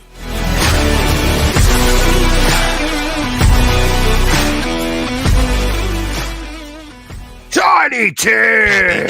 You got the option to cry for the government. You got the option to protest. You got the option to keep buying. But this is also an option. Wise El Jefe. We're the first tech geeks. We're the first gamers. We're the first everything. Everything. Like Gen X's, we are the ones. BS3 Network proudly presents the crew from the New York boroughs who never wants that smoke. Nah, they want that fire. Bobby J and Wise El Jefe, Fridays at 9 p.m. Eastern, 8 p.m. Central. Check your local listings for your viewing and listening pleasure.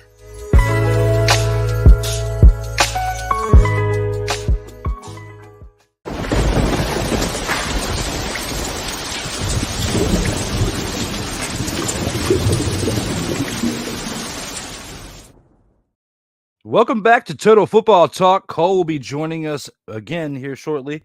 But while we wait on him to come back, let's go ahead and take this into the Gridiron Scoop, talk a little bit more football.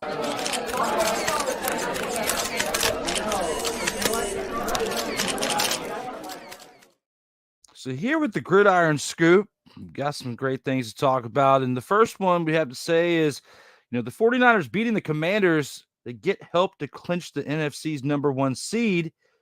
But what team can slow down the 49ers in the playoffs? When it comes to the NFC, my opinion is I don't think that anyone in the NFC is going to be able to slow them down. I think the 49ers are going to make it to the Super Bowl. Depending on how the things go for the AFC and that side of the playoffs will depend on if they can be slowed down in the Super Bowl, that being the 49ers. I think that the two teams that have a really good shot of making the Super Bowl for the AFC and actually slowing down the 49ers are actually within the same division. That being the Ravens and the Browns, because the Ravens and the Browns both have really, really good defenses that have helped propel them to where they are now. The Baltimore Ravens are a little bit more two-dimensional with offensive defense, as they've been playing great on both sides of the ball. Lamar Jackson has been leading the Ravens offense in stellar fashion throughout the majority of the season and only been slipping in a few of the games, not many.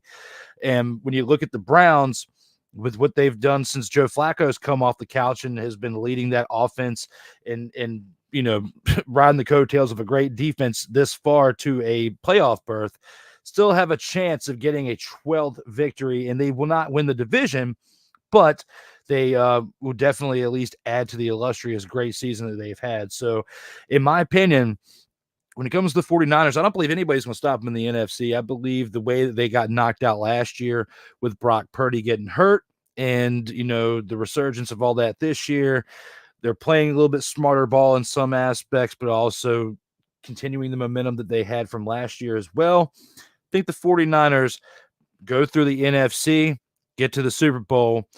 If they play the Ravens or the Browns in that Super Bowl, they may not win it. They may lose that Super Bowl.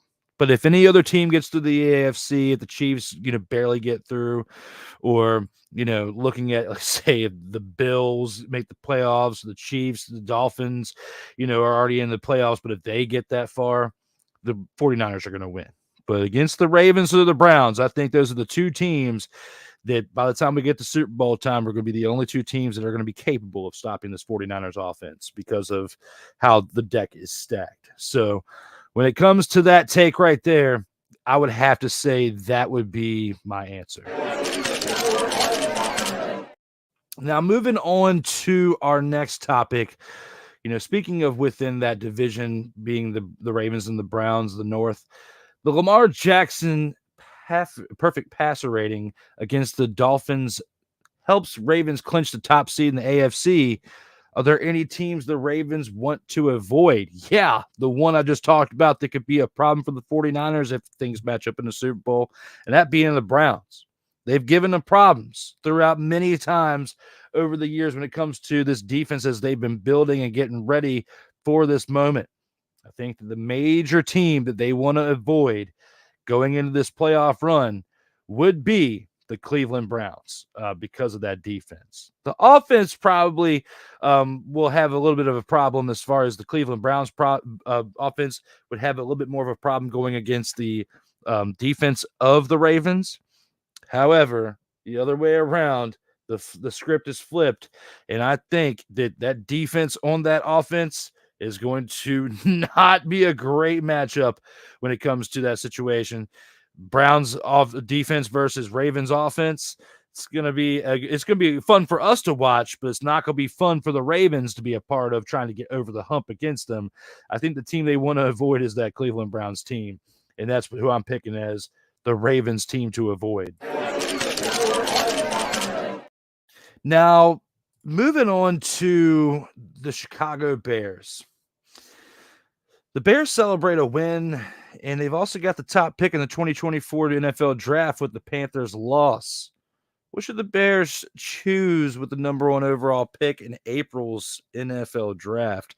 Well, the great thing about the playoffs in college football is we've seen a variety of different stars get elevated throughout that. And it's been the course of things we've seen for many years of how well your players play in the college football playoff.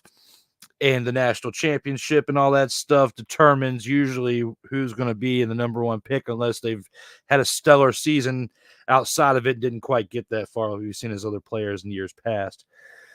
But, there's been all this hype around Caleb Williams and Michael Penix Jr. And, there's definitely some talented players out there.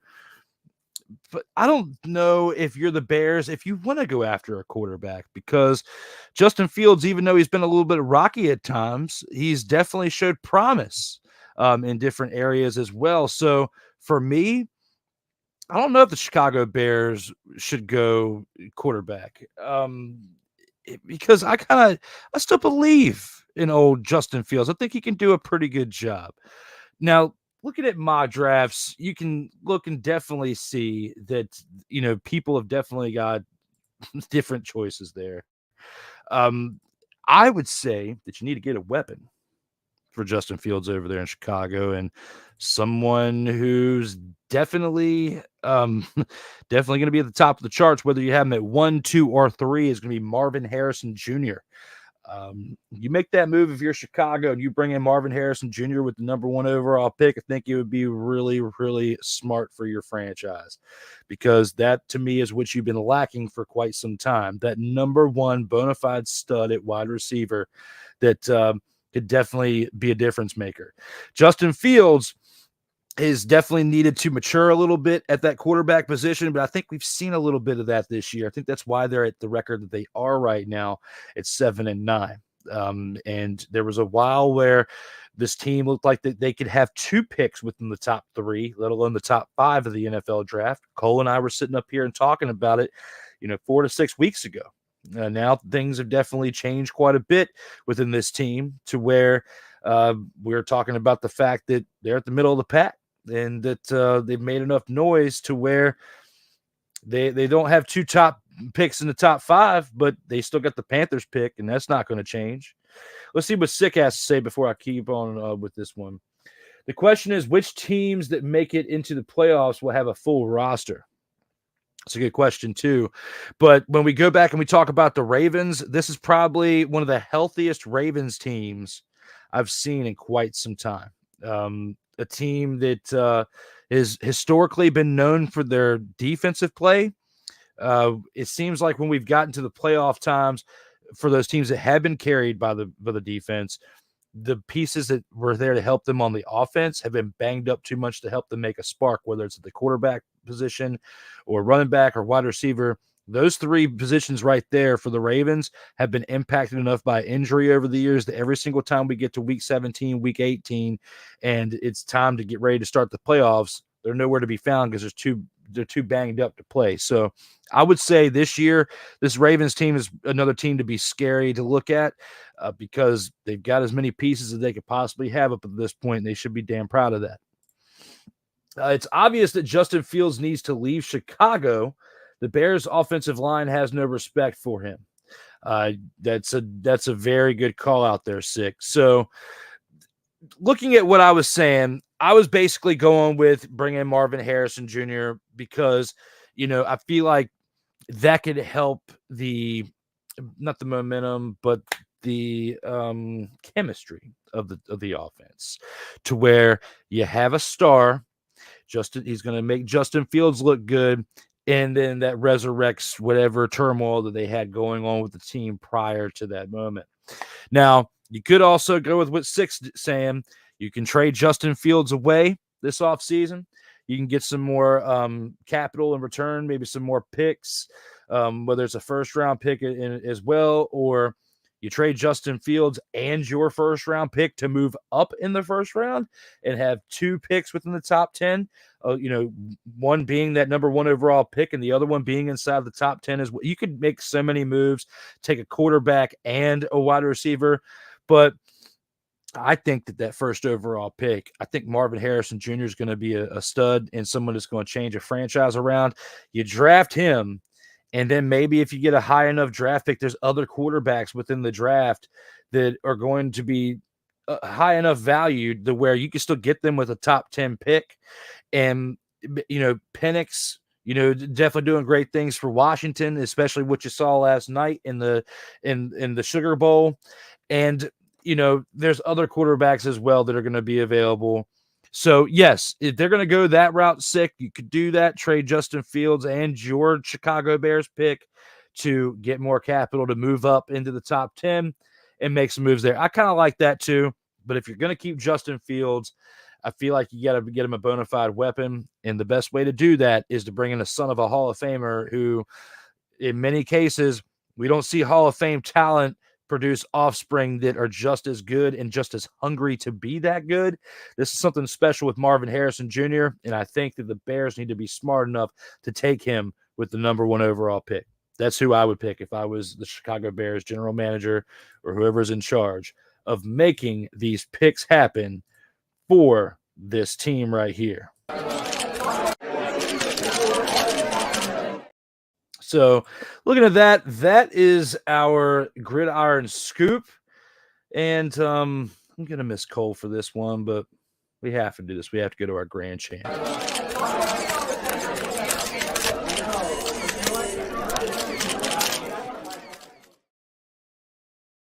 Total football talk.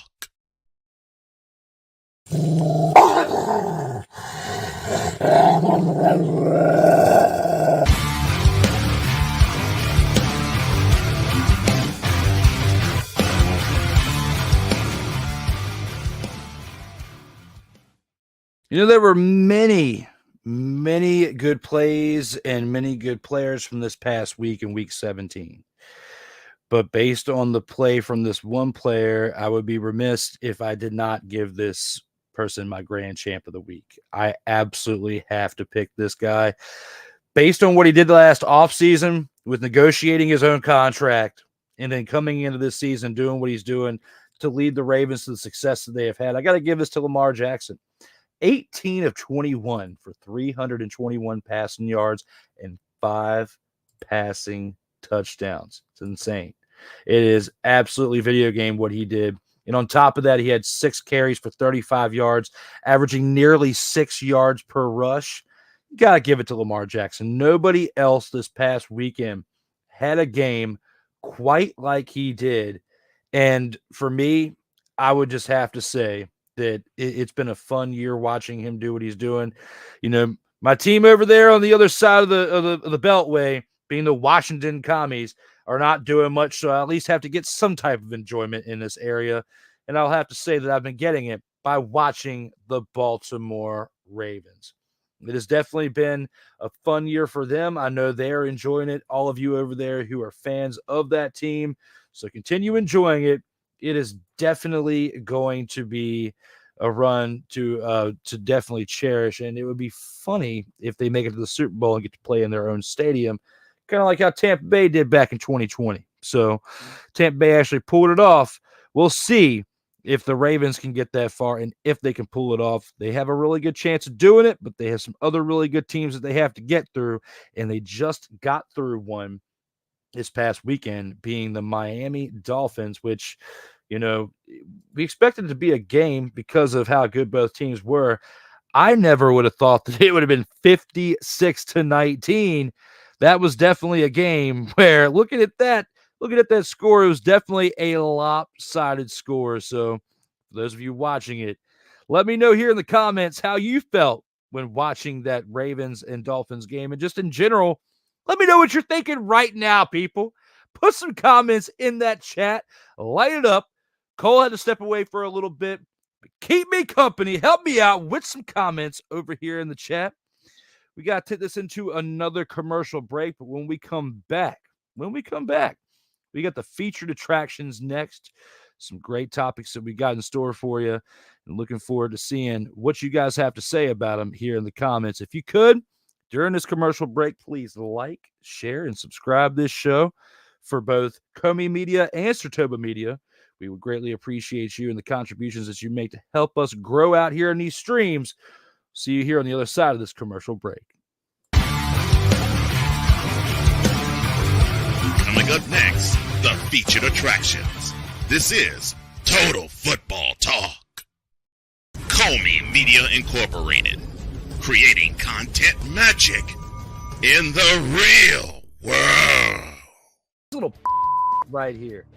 Look at the inside of these cakes. Now, when you bite into it, just as I demonstrated while you were talking at the beginning of your discussion right there, I could taste the drugs inside of this cake, Sick. I could taste the addiction within the cream filling of this cake right here, to where they not only us with that cake right there, but they made an ice cream out of it. They made an ice cream out of it. A 1-pint Christmas tree cake ice cream. Look at that little just smile up there. Look, she is up to no good on there. Look at that. Look at that smile on there, Sick. She knows that she got you. Got him is what's in her mind right now. Acknowledge me. Look at that little smile right there. She's up to no good. D. Willie in the evening. Thursdays at 11:15 p.m. Eastern, 10:15 p.m. Central. Exclusively on Sertoba Media, where the struggle is real to be awesome. Hey, ladies and gentlemen. Hey, look. Hey, stop playing games. Y'all already know. Go ahead and toss him some Willie Bucks. Ain't nobody playing around. Hey, $sign D Willie 87. Go ahead, hit him up on the Cash App, and go ahead and give him some Willie Bucks. Look at Drew looking stoic, ladies and gentlemen. Stoic on that $10 bill. So go ahead, slide my man over some Willie Bucks, and we good. That's all I'm saying. We good. Some Willie Bucks. Sertoba Media, where the struggle is real to be awesome. If you're looking for a sports program that gives you the flavor. Washington Commanders? Really? This whole thing stinks to high heaven.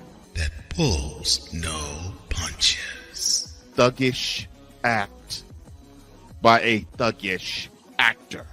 That gives you some humor. Praise everything LeBron does and never criticize it. If you want a show that gives you good times, then this is that show.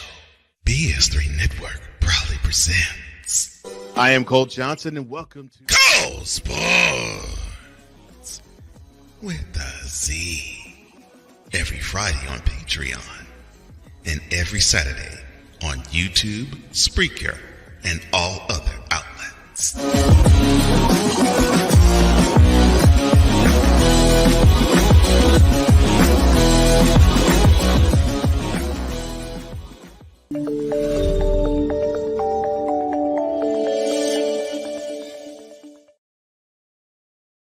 And welcome back to more Total Football Talk action. I am your co-host, Drew Willingham, as we've got a couple comments for this.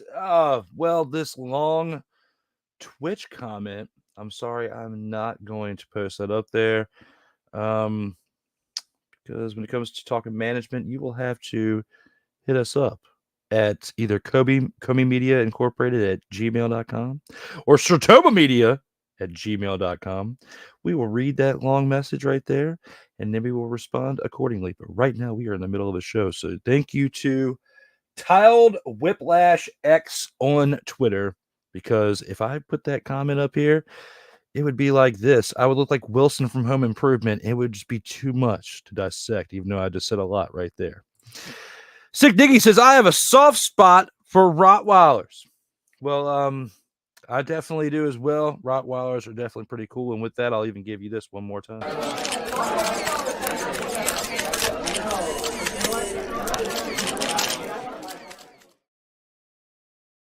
Total Football Talk.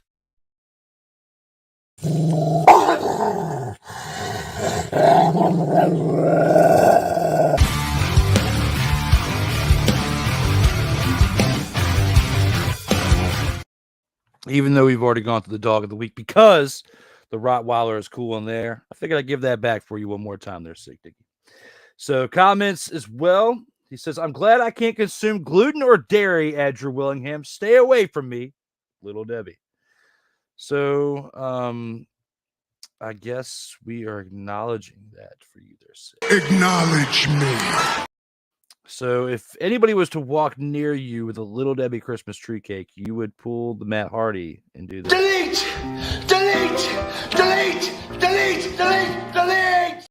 Understandably so. I can't get mad at that. I cannot get mad at that whatsoever. Even though I like Little Debbie Christmas tree cakes, Christmas is over. You cannot get Little Debbie Christmas tree cakes. It is back to eating relatively normal. So with all that being said, we slightly did this.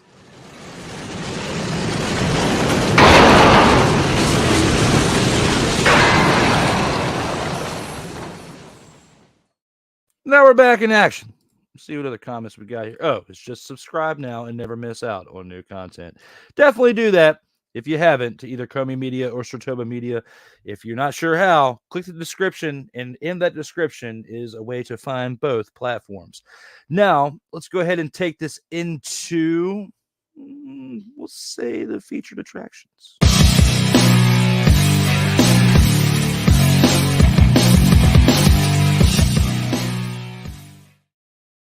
So for the featured attractions this week, we've got 3 games that we've definitely got to look at right here for these featured attractions. And we'll start this out with this Saturday's 4:30 p.m. kickoff between the 9-7 Pittsburgh Steelers and the 13-3 Baltimore Ravens. The Ravens are rated at -1 for this, for their chances of winning this game, which I feel like they should be favored a little bit more, considering that they are 13-3 and the Steelers of what they've done this year. But we'll get more into that here in a moment. Looks like Sick Diggy says, I'd more likely sing the Lenny Kravitz cover of American Woman than scream delete. Nice. So when it comes to the featured attraction of this game right here between the 9-7 Steelers and the 13-3 Baltimore Ravens, how has Mike Tomlin been able to not have a losing record in 17 years? It's definitely different when I'm asking these questions and then answering them myself. I miss Cole Johnson, but doing the best I can out here in these streams. And when it comes to answering this question right here, 17 years. We were talking about it earlier when he was here, but the fact that you cannot deny this man deserves to be a Hall of Fame inducted coach. 17 years without a losing record, especially when you go back two and a half months ago, and we're looking at the turmoil within this Steelers team. You got Big Ben Roethlisberger talking about how the culture is much different now than it was when he was running the team. You know, it's like chickens with their heads cut off running around in that locker room. Somehow, some way, Mike Tomlin brought this team back together to where they're relevant enough to where, regardless of what happens in this game with the Ravens, you're going to finish with a winning record this season. You're going to at least be 9-8, and you still have potential to get the double-digit wins and still make some type of a playoff run. So we'll see what happens when it comes to that team in Pittsburgh. But to think that 2 months ago they're talking about potentially finally relieving Mike Tomlin after having the previous 16 years of winning records and playoffs, Super Bowl appearances, and a Super Bowl victory along with that. And you're talking about firing the man. And look what he's done now. And just like Sick Diggy says right here, Mike Tomlin established a winning tradition in Pittsburgh. He knows how to get his players on board with this message. Absolutely. And for that, with 6 comments, Acknowledge me. Acknowledge him, because that's definitely a great comment out there. Because for those of you who have been a part of those 7 losses, Charles Barkley's telling you this. That's terrible. Considering the fact of how bad this team was 2 months ago, and you're calling for the coach's head to get relieved of his duties over there in Pittsburgh, I think that the man has definitely proved his case of he is definitely a great head coach and deserves a little bit more praise than what he's gotten to the point that what he has. So give him the praise that he deserves. Who's giving him the business? Okay, so moving on to within the same game, are the Ravens the best team in the NFL right now? I would have to say Hell to the no, to the no, no, no, no. Hell no, to the no. Some of you are probably like, what are you talking about? What are you talking about? The Ravens aren't the best team in the league right now. I just said it. They aren't the best team in the league right now. And here's why. Hell to the no, to the no, no, no. Hell no, to the no. And if you can't handle the truth, I'm sorry, bro. That's how it is. They're not the best team in the league right now. You got to go to the 49ers first. The 49ers, in my opinion, are the best team in the league. They are the most hungry team that we've seen in the league. And, you know, even though the Ravens have a better record than the 49ers, I just think the 49ers have a little bit more talent than what the Ravens do as far as on both sides of the ball. And trading for Chase Young during the season tipped the scales on that. Had they not made the move for Chase Young, I would give it to the Ravens, because the record and the numbers isn't always everything, okay? Had they not lost 3 straight games at one point in the season, this would be a totally different scenario, and you wouldn't have an argument with me. But because of that, you could tip the scale on that. But given the fact they made the trade for Chase Young, if they had Chase Young all season long, they wouldn't have lost those 3 straight games. That's just my opinion. So looking at this right here, my opinion with that is the Ravens are not the best team in the NFL right now. They are the best team in the NFC, in the AFC. But in the NFL, no. AFC, the conference, yes, not the NFL. So, yeah, that's pretty much how I feel when it comes to that right there. Hey, who's giving them the business? Now, the game prediction that I have right here. The Baltimore Ravens have locked up the 1 seed. They made the playoffs. This isn't a meaningless game, but this is also not a game to where they need to keep the starters in the entire game and risk injury for nothing, just to get a 14th win in the season. It's everything for the Steelers because based on the playoff picture right here, they still have a 29% chance of making the playoffs. And they're playing the Seahawks this week, which they have a chance to win that game as well. But the Seahawks, if they win, they have a chance to make the playoffs as well. They still have a 26% chance. So that game right there is going to be big for the two of them. But right here for the Ravens, looking at what the Ravens have this week, they have, this past week they played the Dolphins, okay? And they did what they did. So looking at this situation right here, things could be a little dicey when it comes to this Steelers and Ravens matchup, okay, in this Week 18 matchup. So Saturday, January 6th, 4:30, Elvis's birthday. Steelers, Ravens. It's all come down to this. What is my prediction? It's a home game for the Ravens, okay? It's the last home game of the season going into their playoff run with the potential of playing in a Super Bowl in their own stadium. I don't think they're going to lose this game. I don't think the Steelers are going to make the playoffs either. I want them to make the playoffs for Mike Tomlin, but regardless if they makes the playoffs or not, they're still going to finish with a winning record, and the legend of the Mike Tomlin coaching era will live on as he'll have 17 winning seasons. And if the Steelers cut bait with him, he still has a lot of notoriety going to the next team and will definitely be picked up by a team this offseason if he is let go.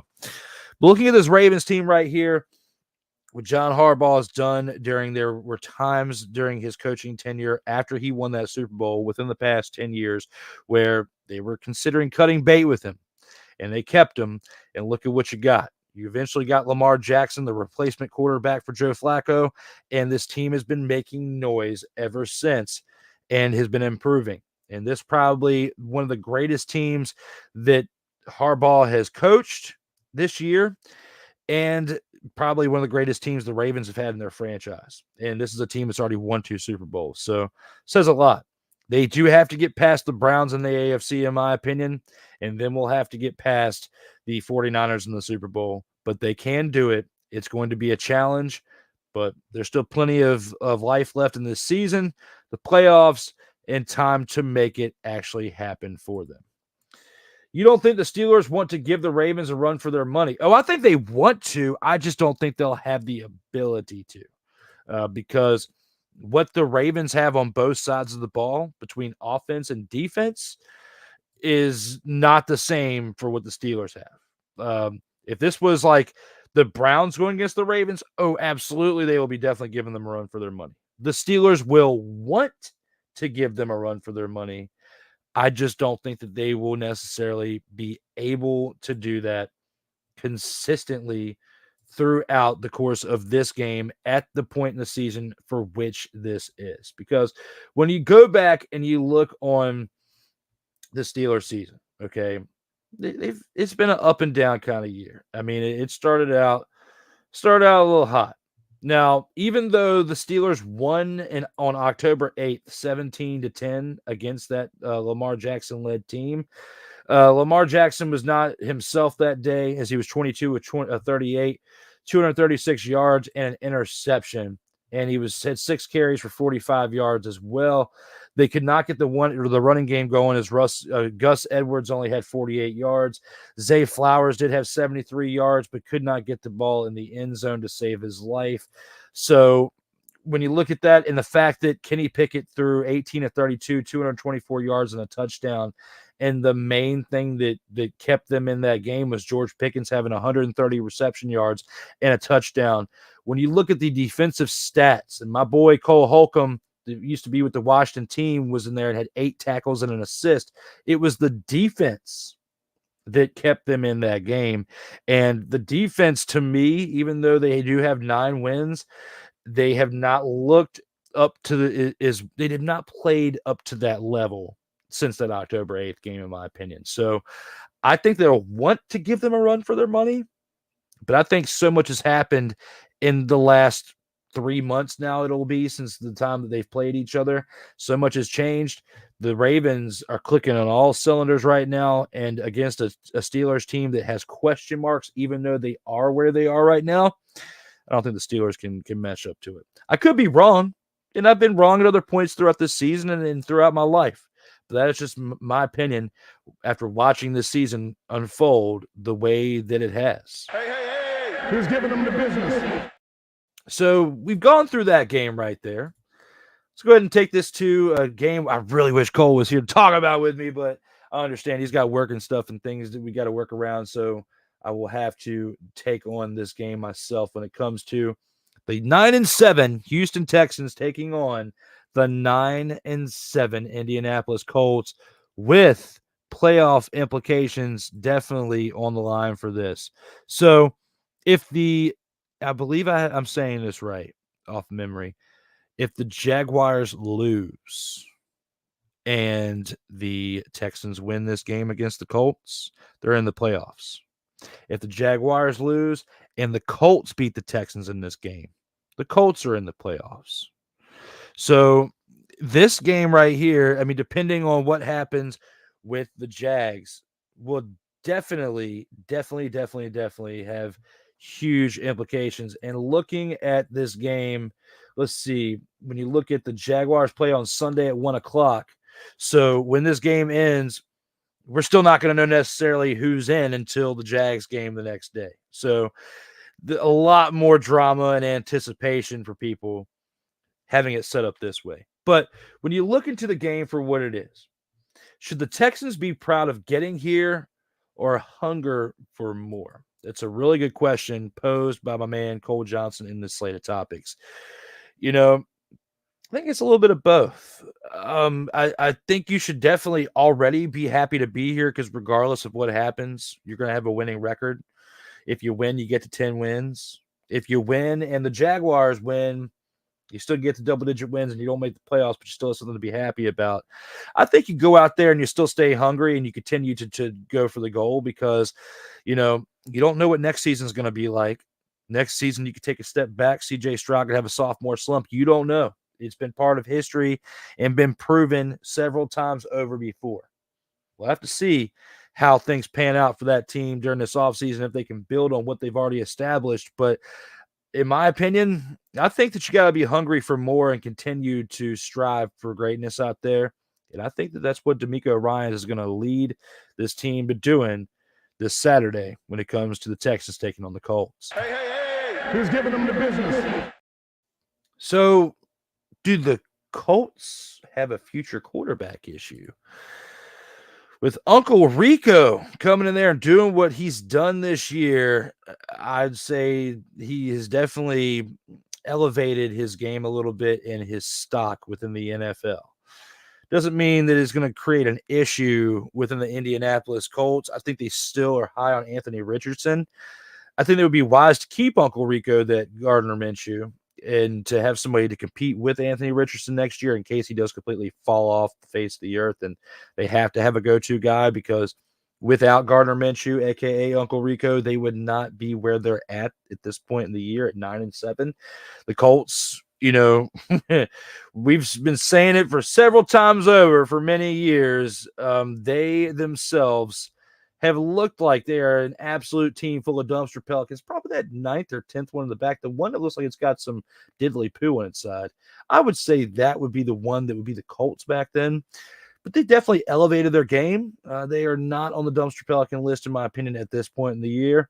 And I would say a lot of that, you know, you could say the coaching from old Steichen over there. You could say the play from Uncle Rico over there, and along with some of the other players they have with Jonathan Taylor in the backfield, and you know, the other players they have, that's been part of why they haven't taken only but 7 of the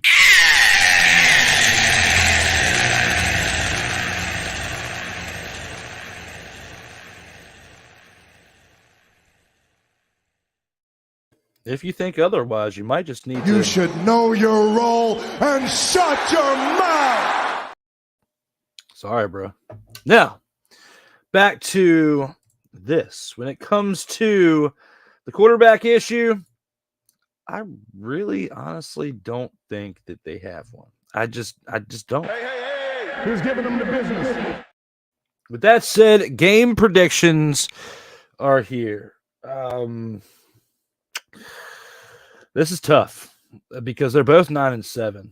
They've both been playing really decent football in spurts throughout this year. Now, when the Texans didn't have CJ Stroud because he was banged up a little bit, they definitely felt the brunt of that by not having CJ Stroud in there. But what I can tell you is, you know, with the Colts, they definitely have not felt the brunt of not having Anthony Richardson, because looking back to September 17th, a monumental day in this division, when it wasn't far off of removed that we didn't have Anthony Richardson because he had started that game. I think it was either the last game he played or one of the last games he played before he's completely gone. So he was 6 of 10 that game, 56 yards. Uncle Rico comes in 19 of 23, 171 yards and a touchdown against the Houston Texans. And the Colts win 31-20 in the second game of the season. It dropped the Texans to 0-2, and it brought the Colts to 1-1. And now you fast forward. That was week 2. We're now going into week 18. This is 16 weeks later. And who would have thought that the Texans, after starting 0-2, would be 9-7 at this point, would go 9-5 for the remainder of the season, and be tied with the Colts as far as the record in the division, and have a chance to not only win the division in week 18 and step over that team being the Colts, but they would have a chance to have double-digit wins to end the season. That's pretty damn remarkable if you ask me. I'd say that's pretty remarkable, considering where this Texans team has been throughout the history of this franchise over the last 20 years. So definitely big on D'Amico Ryans. But when you think about all that, and the fact that the Colts won 31-20 in that game, it speaks volumes for how things can go for this game right here in week 18. I think in order for the Texans to overcome that, they're going to have to continue to have a strong running game. If their running game can stay strong, they will not only win this game, but they'll win decisively. But if they have running backs in their team going for 31 yards and 14 yards and 4 yards and 2 yards and 1 yard, what they did out of those 5 rushes that they had for their team back on September 21st. Was that the right game? Yeah, September 17th was right. It was the right date. September 17th, they had those 5 rushers running for those accumulated yards I just talked about. It's not going to be a pretty day for the Houston Texans. But the biggest difference in how they've gotten to where they are this year is from that 0-2 point, they've done a really good job of establishing the run consistently, getting anywhere from 60 to 70 to 80 yards on a regular basis throughout these games. And I cannot stress it enough. Other people who do other podcasts, even people on higher platforms will tell you, when it comes to the game of football, if you cannot establish the run and mix up your play calling, you have no shot. No shot at not only winning the game, but having a winning season and making noise in the playoffs. You have to be more than one-dimensional. And that's not just saying that you're good on defense and bad on offense, and that's one-dimensional. I'm talking about one-dimensional in your play calling, okay? And one-dimensional in your play calling, in that case, would be all you're doing is slinging the rock and passing it, okay? So you have to be able to establish the run, to have your play actions, to be able to pass said ball. This is my opinion, okay? Not a millionaire. I'm not the best out here, but I'd like to say, and others have said, that I know a little bit about the game of football, especially when it comes to mixing it up out there on that gridiron. So with all that being said, if the Houston Texans can continue to establish the run, everyone stays healthy, and they make smart plays, they're going to win that game. However, if the Colts defense can stop the Houston Texans running game and hold them to a low level amount of production on that rushing side, Colts are going to win that game. My opinion for what happens this week, I think that the Houston Texans have grown a lot since that week 2 loss, and I think they're going to prove it this week. And they're going to win the game regardless of what the Jaguars do the next day to seal the fate for the Texans for the playoffs. I think they finish this season with 10 wins, and D'Amico Ryans deserves to be in the conversation for Coach of the Year, even though, like Cole and I talked about it earlier today, we feel like it's going to most likely go to Dan Campbell for what he's done with the Lions, even though he made a stupid call against the Cowboys and went for 3 times. But we said it enough earlier, and I'm not going to say it again. Who's giving them the business? Now, our final game for the featured attractions, we have to talk about the 10-6 Buffalo Bills taking on the Miami Dolphins Sunday at 8:20 p.m. for the kickoff. When it comes to this game right here, how should the Bills feel about rebounding from their earlier woes? What I think is they should be proud they don't have that offensive coordinator anymore, because ever since they got rid of that offensive coordinator, things been trending on upward like a big old stock in the stock market once you make a trade, okay? However, when it comes to this team right here and how they should feel about rebounding from their earlier woes, I think they should be really proud of themselves, because looking at this situation right now, the Bills have a 94% chance to make the playoffs after this past week. 94% chance playoffs. Looking at that, pretty remarkable considering, a while ago, not that long ago, they had to cut bait with their offensive coordinator, and it looked like they were going to miss the playoffs. They turned it around, and now look where they're at. 94% chance to make the playoffs.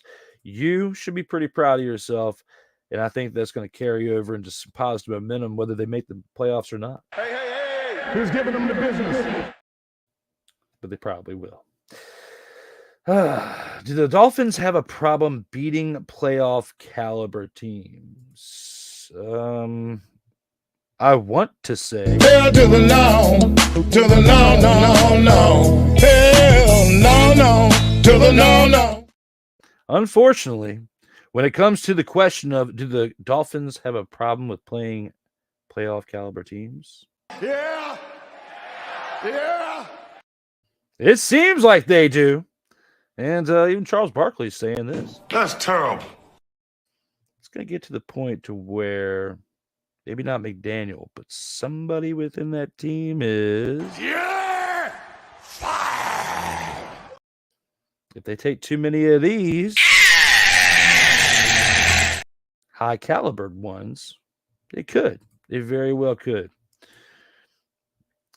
He was giving him the business, yes. that umpire, the referee said that one game was definitely legendary for saying that. But when it comes to this right here, I feel like they do have a problem with beating playoff caliber teams, especially with what you saw in that game against the Ravens this past weekend. So you guys let me know what you think. Who's giving them the business? All right, so my prediction for this game right here, I think the wheels have fallen off in Miami based on what's gone on over this past month. The Bills are going to embarrass them somehow, not with an embarrassing score, but with just the fact that the Dolphins are going to lose. I think the Dolphins fall to 11-6, and the Bears and the Bills improve to 11-6. And continue with their playoff climbing of the ladder. Because, hey, looking at the Dolphins, they're already in the playoffs, okay? It's not changing, okay? But the Bills, come on now. They could definitely make some noise. And it's time for them to resurrect themselves and basically put some ice on this fire that we've been seeing from the Dolphins for this season. Mickey Delaney says Pittsburgh. Mickey Delaney is saying that Pittsburgh will win that game when it comes to the Steelers and the Ravens. Okay. Well, we'll see how that goes. We'll see how that goes. More like the Dolphins are getting sloppy. A good finish is always better than a good start. Yes, you're absolutely right. They are definitely getting sloppy. Mick then comes back and says the Houston Texans will beat the Colts. So at least we agree with that. So we got the Houston Texans and the Colts. Now, Mick, before we move on, who do you think wins between the Bills and the Dolphins? Do you agree with me and say the Bills are going to beat the Dolphins? Or will the Dolphins turn it around and get their 12th win of the season? You let me know right here what you think is going to happen. Who's giving them the business? With that said, guys, we've gone through the featured attractions. We've got the chopping block, snowflake of the week, and the 2-minute drill remaining. But with that said, with that said, I think that we should go ahead and take this into said chopping block and see what we've got for this right here.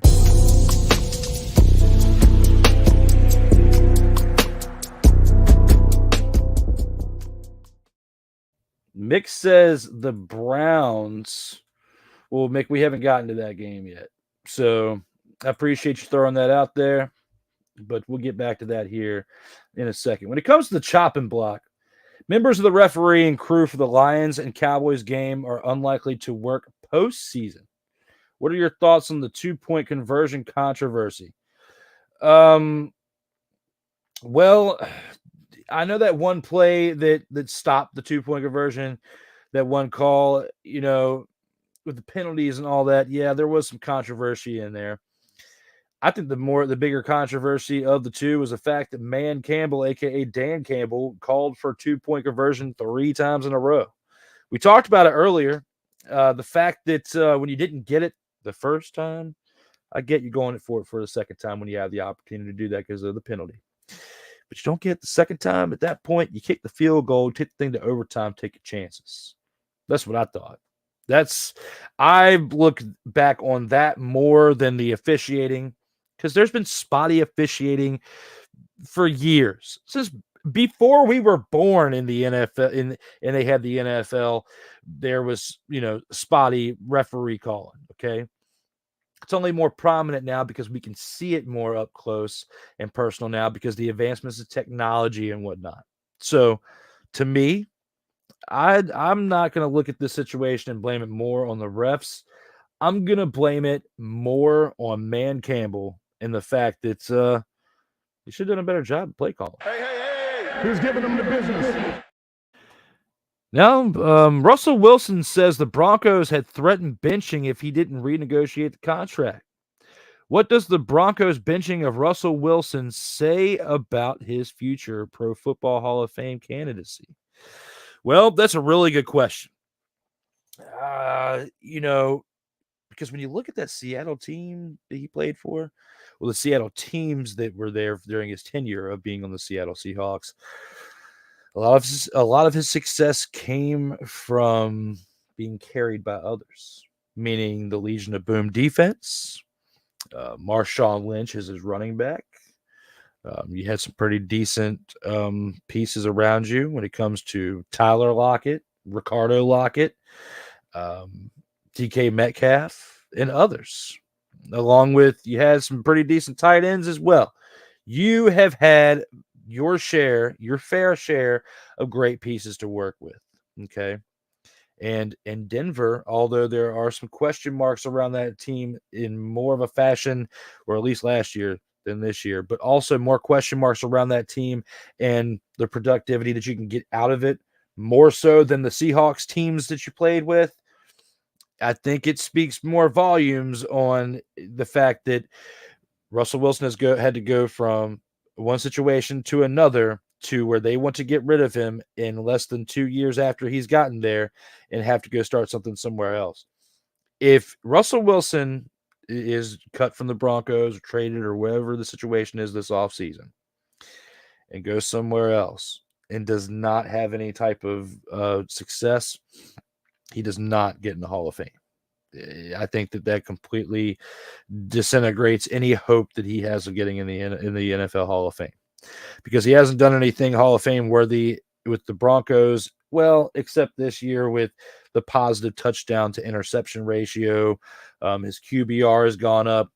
I would say that in itself has definitely improved.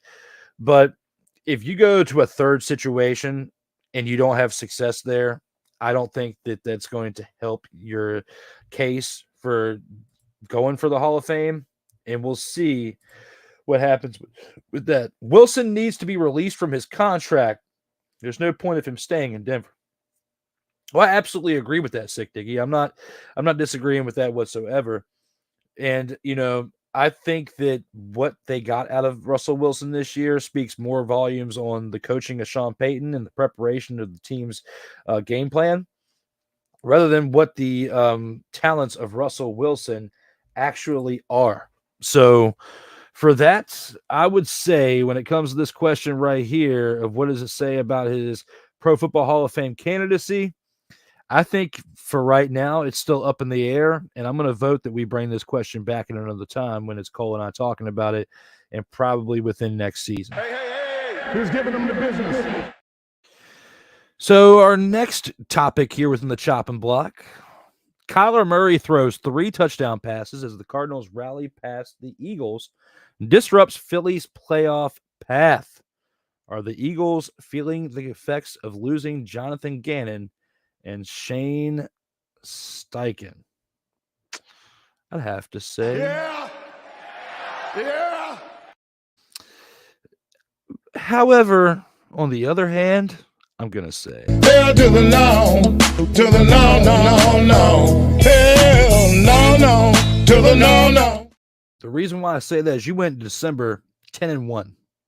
You were 10-1, so you went 11-4 in December. The game against the 49ers on December 3rd took the wind out of your sails. And you got mollywopped in that game. And you haven't really recovered since, only winning 1 game since then and going 1-4 during those 5 weeks of December. So on one hand, I say yes, probably within the past month of December, you felt the tale of woe, but December is usually a big test to these teams, the ones who are pretenders throughout the season.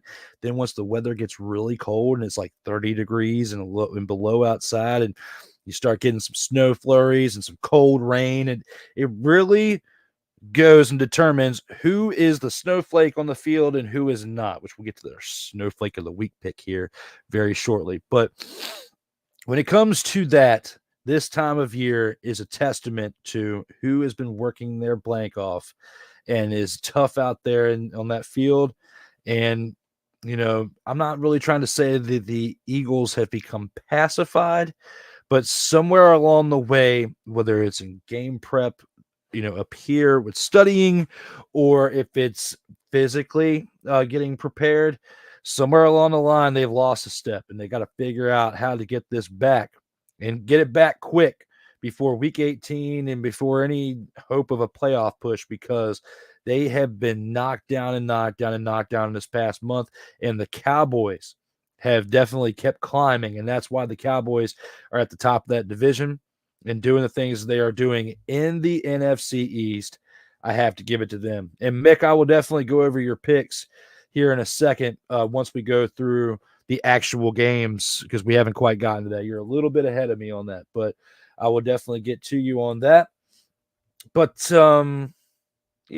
let's go ahead. Let's go ahead and take this into this.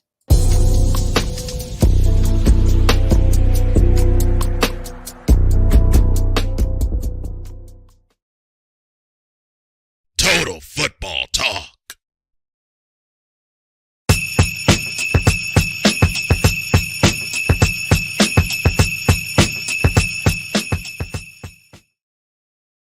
And here with the snowflake of the week. This one was pretty tough. I, at first, was really, really, really bouncing this one around because I wasn't sure who I really wanted to go with. Because there was some really, really, really shiesty play by several different players throughout this past week. But I would say that there were two teams where I really narrowed this down to of who I was going to pick as far as my pick for the Snowflake of the Week. And it came down to these two games, and one of them being this terrible team play from the Titans, as they only put up 3 points going against the Houston Texans. But the other one came off of a team that got blanked. A team that got blanked by the Jags, and that being the Panthers. For you to spend a number 1 overall pick, and you got Bryce Young, okay, regardless of how bad this team is, 19 of 32, 112 yards, and an interception. That's all you can muster up in this game. Now, granted, you didn't have much of a rushing attack because Chuba Hubbard only went 11 carries for 45 yards, and your number 1 receiver was 6 receptions of 38 yards, and Adam Thielen. So you didn't get much help there, but at the same time, it all stems from the leadership from your QB1. And just think, if the Panthers would have taken C.J. Stroud, they would have a little bit better of a season going for them right now. I'm not saying that they would have taken C.J. Stroud, they would have the same successes that the Texans do, because the Texans have got other pieces around C.J. Stroud that are clicking a lot better than they would have if he would have gone to the Panthers and he was trying to click with the pieces around him there, because they still need help with that offensive line, and that defense is absolutely suspect over there in Carolina. That's why I love that name that Ryan McCarthy threw out there earlier, being the Carolina Trash Kitties. And I'm going to probably keep calling them that, the Carolina Trash Kitties, because that's what they've been playing like, absolute trash. And the UFL wanted to eliminate the Orlando Guardians. I think the NFL should eliminate the Carolina Trash Kitties. Delete! Delete! Delete! Delete! Delete! Delete! Take out the Trash Kitties. Delete! Delete! Delete! Delete! Delete! Delete! What? Oh, you know what I said. What? Oh, I said take out the trash. What? Kitties. Now back to the action. When it comes to this situation right here, I had to give my snowflake to Bryce Young. That's who I was feeling. 19 to 32, 112 yards of interception. Are you really kidding me, bro? Are you? Come on now. Like, seriously, man. And then you get blanked. You get blanked in that situation as well. 26-0. Can't take this Trash Kitties team seriously. Please, for the love of everything great in the world. Stop it. Get some help. Please. This is absolutely terrible. Yes. Trash. Cole, we need that transition on this show. We need trash. So, speaking of sick, very, very good call out right there. The Eagles backups need to step up. A roster's depth is crucial. It very much is. The roster's depth is very much crucial. And you got to be able to rely on all of your players out there, not just 1, 2, but your third string as well. Your first and second string you got to rely on, but you got to rely on your third string. 49ers wouldn't be where they are if they didn't rely on their third string quarterback last year in Brock Purdy. So there's not many people that can be a third string quarterback and have the success that Brock Purdy did. But come on, you can't deny it. That's just what I'm saying when it comes to that situation right there. And when it comes to the snowflake of the week, considering that it's just me right now, that is all we have for our pick. Now, that is absurd. No, it's not. No, it's not. You know, Rick James, I know you want to come up here and say your piece, but it's not absurd. This isn't an every week thing where it's just me. But for those of you sticking around and watching this, I greatly appreciate it. Your entertainment, my entertainment, meshing together out here on these streams. It's keeping the fire going, and I greatly appreciate it. Acknowledge me.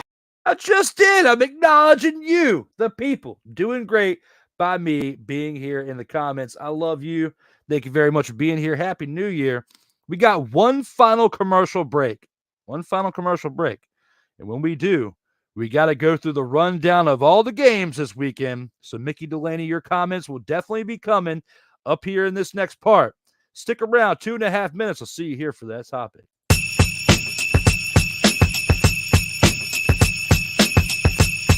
The 2-minute drill is next. This is Total Football Talk. Hey, Eagles fan. Join my man Cool McCain and a host of others as they break down every single game, every single week in an objective manner, and also from a fan's perspective as well. Remember, this cast feels just like you. Nobody likes you. And you don't care. Fly, Eagles, fly. Eagles Elite Podcast. Every Wednesday at 8:30 p.m. Eastern on YouTube and other podcast outlets.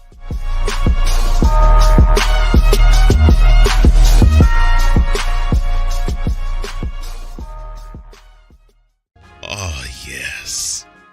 The tradition, the pageantry, the spectacle, the history, the slut. Wait. I gotta rep my brother's stuff right.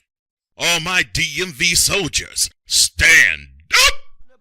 And welcome to the Commander's Gridiron Report. You want your commanders to be repped right? Well, D. Willie is your man. Commander's Gridiron Report. Every Monday at 3:05 p.m. Eastern, 2:05 p.m. Central. Exclusively on the Sertoba Media YouTube channel. Music by J. Cool. Where my soldiers? Right side. Commanders. Where my soldiers? Left side. Join the transporter to Hades. Your butt and gut becomes one. Join the reformer of hooker whores. This is my daughter, Placenta Booty Johnson. Join the bronze god. Whenever you are in distress, take off your baseball cap and throw it in the air. Join your very own superhero of broadcasting, Chris Bass. So whatever color crayon they get, they palm it and do 2 circles, and that translates to, I can be the black people. As she takes you through the week's paces in Baseline.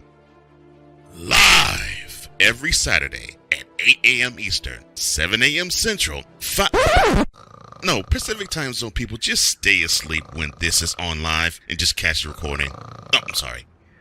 Exclusively on the Chris Bass YouTube channel.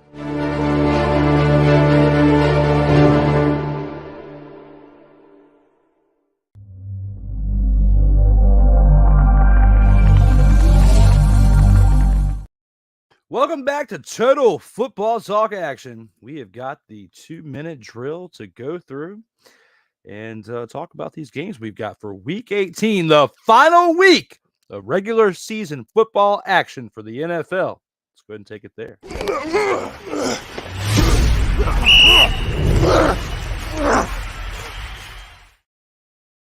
All right, you guys. Here it comes. When it comes to the 2-minute drill. Now, I have to do this in the Cole Johnson fashion. So I got to bring you some tunes along with it.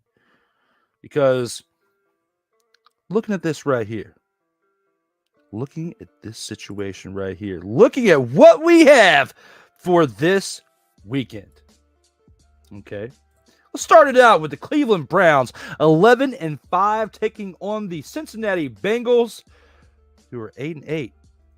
The Bengals are favored -4 to beat this team right here. Now, looking at the comments, it looks like with Mickey Delaney says the Browns are going to win this game right here. 1 o'clock Sunday in Cincinnati, based on what Cincinnati has done this season and what they did this past week against the Chiefs in Arrowhead. I'd have to say that I don't think the Bengals are going to win this game. I have to agree with Mickey Delaney. I'm going to say the Browns win this game as well. I cannot take this too seriously when it comes to this Bengals team. Given the fact they got Jake Browning in there, I'm going to go with the Browns. Hey. Who's giving them the business? Okay. Now, our next game. The Minnesota Vikings, who are 7-9, go into Detroit to take on the 11-5 Detroit Lions at 1 o'clock. The Lions are favored by 4 when it comes to this, is this really a question? I'm going with the Lions. Who's giving them the business? Now to another important game. Not the team that's hosting the game.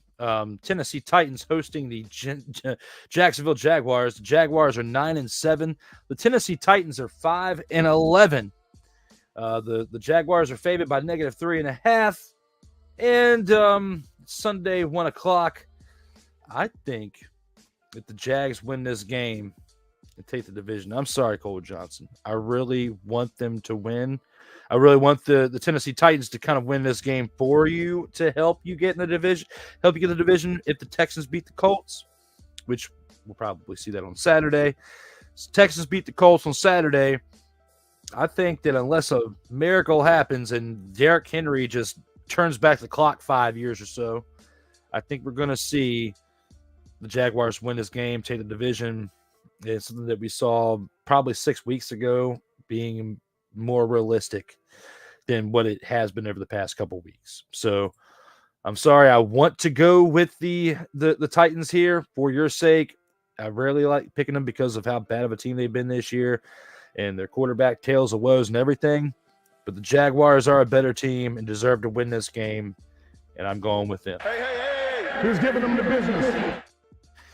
So a team that our guy Ryan McCoffey knows very, very well, and that being the New York Jets. I have to look at this situation right here. Them being 6-10, a completely different team than what we thought we'd be seeing at Week 18 at this point, going back to Week 1, especially 4 plays in.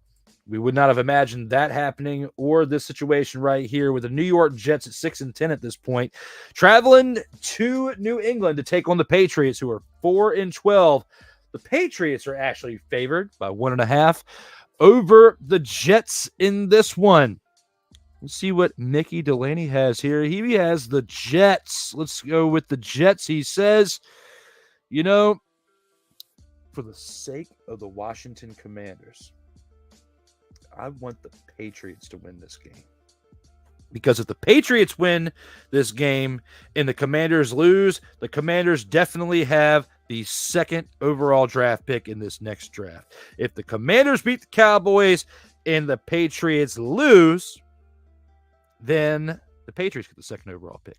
So for this, my money, I want the Patriots to win. However, I'm going with the Jets too. I'm going with the Jets, and they're going to improve to 7-10 to carry that momentum into the offseason to help motivate Aaron Rodgers to get back on top and do what he was supposed to do in 2023 next season in 2024. And that's who I've got for that pick right there. Who's giving them the business? Now, the next game that we have featuring 2 dumpster Pelican teams. The teams being the 7-9 Atlanta Falcons traveling to New Orleans to take on the 8-8 New Orleans Saints. The Saints are favored by 3.5 in this Sunday 1:00 p.m. game. And considering how bad this division is, both of these teams still have a chance of making the playoffs. The Falcons still currently sit at a 10% chance to make the playoffs, while the Saints sit at a 31% chance to make the playoffs. Now, Mickey Delaney says that the Saints will win this game. Considering the fact Taylor Heineke threw for 3 interceptions this past weekend and has been playing pretty spotty, Artie Smith, the head coach, the mustache, just not clicking over there. I think I have to agree with that and say the Saints win this game, improve to 9-8. The Falcons will then drop to 7-10, and that's just going to be how the cookie crumbles in this situation. That's who I'm taking. That's my pick for this situation right here. Who's giving them the business? Now moving on to the next game, the Tampa Bay Buccaneers, 8-8 overall, travel to Carolina. Take on the 2-14 Carolina Panthers this Sunday at 1:00. The Bucs are favored by 6 points. and they should be favored more, as Bunker Stayfield will actually play a pretty good game against his former team and win to improve to 9-8, and more than likely improve their chances of making the playoffs. Who's giving them the business? This game right here, division game, but one I'm not looking forward to watching. This Sunday at 4:25 p.m., the 7-9 Chicago Bears travel to Green Bay to Lambeau Field, take on the 8-8 Packers. Packers are favored at 1.5 to win this game, and Mickey Delaney says he's got the Bears winning this game. He's got the Bears winning this game right here. I was pretty shocked at seeing him having the Bears win this game, but I can't get upset at it either because I can see the Bears winning this game too, considering the pieces that they've made, considering the statements they want to make going into 2024. They would be making a big statement on the Packers, who are 8-8, still clawing for a playoff berth, because the Packers are currently second in the NFC North and at an 8-8 record. So they have a chance, still to make the playoffs. They're still currently sitting at a 60% chance. But if the Bears beat them this weekend, drastically goes down. So the Bears win, bad chances. I think the Packers win this game. I disagree with you, Mick, because of how the Packers played, this past weekend. I got to give him the credit where it's due. I like what Jordan Love's becoming and what he's growing into. I have to give him this credit. I think that they are going to win this game behind Jordan Love, and that's who I'm picking for this. Jordan Love, the Packers. That's my pick. Who's giving them the business? Moving on to our next game, the 8-8 Denver Bounties. Oh, my bad. The Denver Broncos take on the Las Vegas Raiders in Las Vegas, who are 7-9 at this current moment. The Raiders are favored by 2.5 points in this 4:25 p.m. matchup. I think I'm going to go. This is a tough one, actually, because it's a meaningless game for like playoff positioning or anything. Like, nobody's going to make the playoffs out of these two teams, but I think it's a meaningful game for Antonio Pierce. So with this game, I think I'm going to go with the Raiders, even though Mick is going to go with Denver.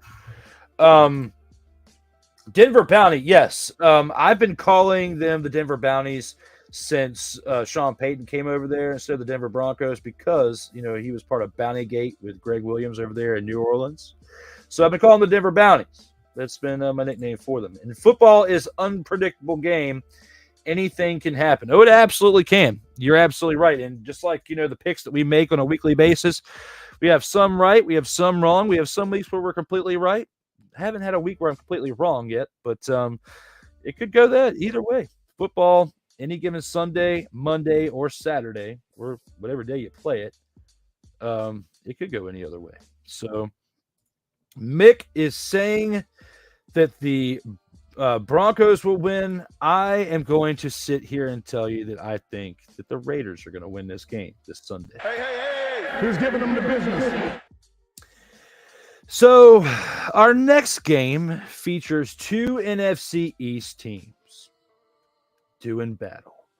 And I'm not talking about the Cowboys and the Commanders. I'm going to talk about the Philadelphia Eagles, who are 11-5, traveling to New York, take on the Giants, who are 5-11. The Eagles are favored by 6.5 points in this Sunday 4:25 p.m. matchup. Considering the fact that the Eagles are 1-4 in December, I feel like they have to turn things around if they're going to make any type of noise in the playoffs this year, because, for you to do what you did, start the year 10-1 going into December, then go 1-4 and 10-1 heading into December, and then 1-4 in the month of December, to fall back to 11-5. It's not looking good for the strength of your team right now, and you have to get some type of a momentum spark heading into that playoff run. and getting a win this weekend. The time for games is over there, Philadelphia, and I think they'll be able to actually pull that off against this 5-11 team. The Giants will fall to 5-12. The Eagles will improve to 12-5, and that's my prediction for this game. Who's giving them the business? So our next game has the Seattle Seahawks, who are at 8-8, traveling to Arizona to take on the 4-12 Arizona Cardinals. The Seahawks are favored by 3 points. And Mickey Delaney, of course, is going to go with the Hawks. So he went through it. And he went with the Eagles for the previous one, but he's going with the Hawks for this one.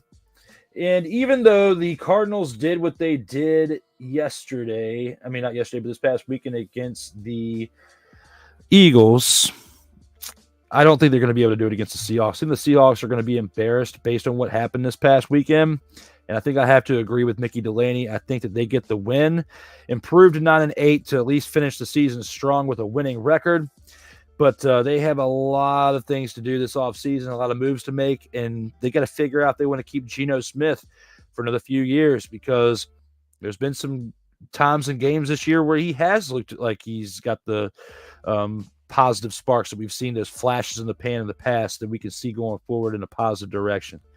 However, this past week and in some other games as well, he's proven that he is not going to be the long-term answer, and they need to make something happen and make a decision fast over there in Seattle if they want to resurrect their chances of being a team that can not only make the playoffs, but make a kind of a deep run in the playoffs as well.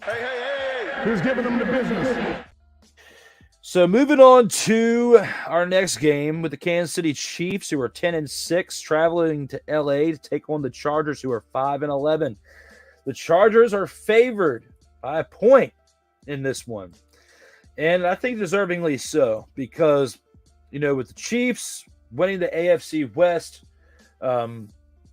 they don't, you know, if they really want to play for, I really think the way that I looked at it, they can't get a better seed than where they're at. So they don't really need to play everybody in this game. This can be the game where you can play a lot of backups for the majority of the game, if not all the game, because the result of the game is not going to impact what happens in the playoffs for you.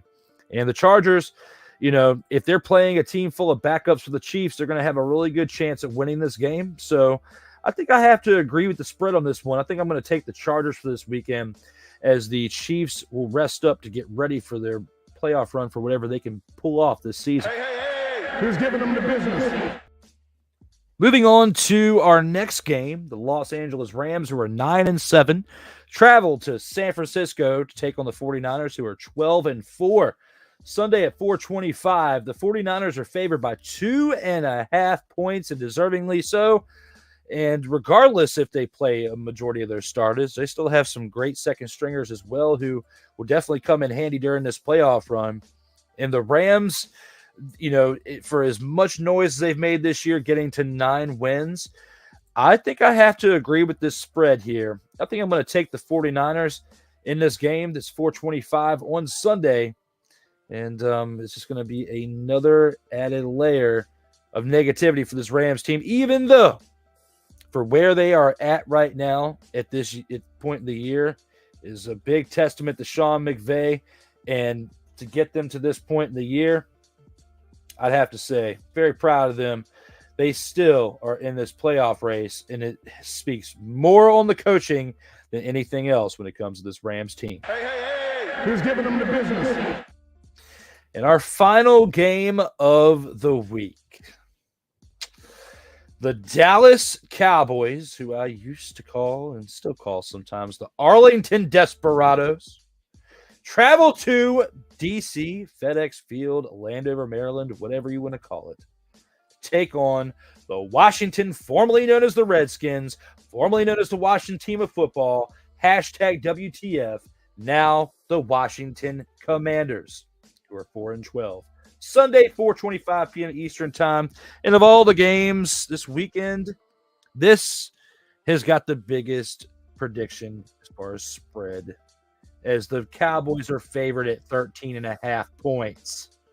Like, come on, bruh. Like, Hell to the no, to the no, no, no, no. Hell no, no, to to the no. I guess I'm just going to chalk this up for the Commanders.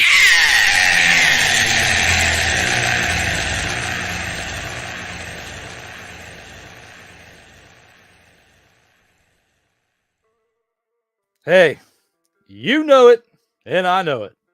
It's happening. The Cowboys are going to beat this Commanders team, even if they sit a good portion of their starters for this game, because they don't really need to play them because they already know they're going to make the playoffs and make some noise.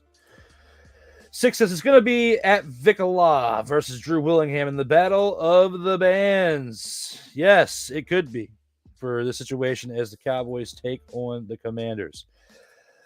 The Cowgirls is at the Commies. Yes. Absolutely. We've already established that. Definitely very much the Cowgirls are traveling to FedEx Field to take on the Commanders.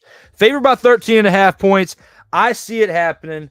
I see the Cowboys winning this game, even though Sam Howell played the final game of last year's schedule and won against the Cowboys. It's the same situation this year with the Cowboys playing the Commanders on the last day of the season.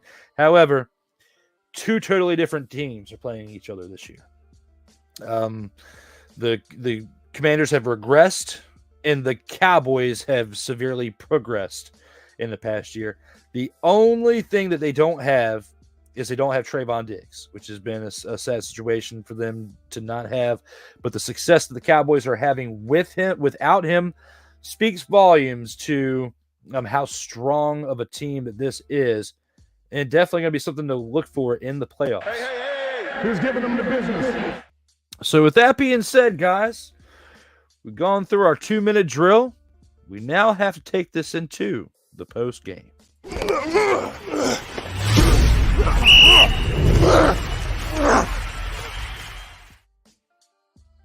Total football talk. As long as it's one. Oh, it's great. I love it. I hope it actually is recording. Listening to it. And here with the post game, I'm about to get real animated. Yeah. Probably sitting over there saying, What? But I'm gonna say Yeah.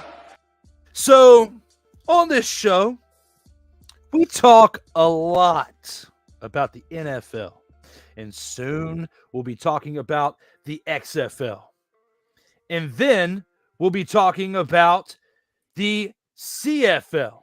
Okay. All right. Move this back. Cole is back. Good meetings.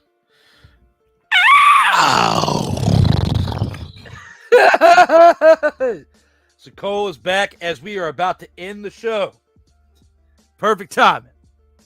So just because, you know what? I'm going to go ahead and give us the transition one more time.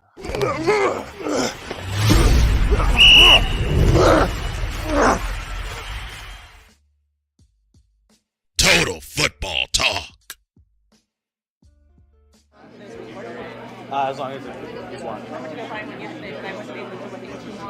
Oh, it's great. I love it. I hope it actually is recording. Listening to it. Now to switch things up for this week, and this week only, Cole, for the post game, I want you to go first, and I want to have the last word because I have got a fire, an absolute fire that you lit under me the other day that I'm going to bring onto this right here that you've been intrigued for, but I'm going to make you wait because I want to end the show with this.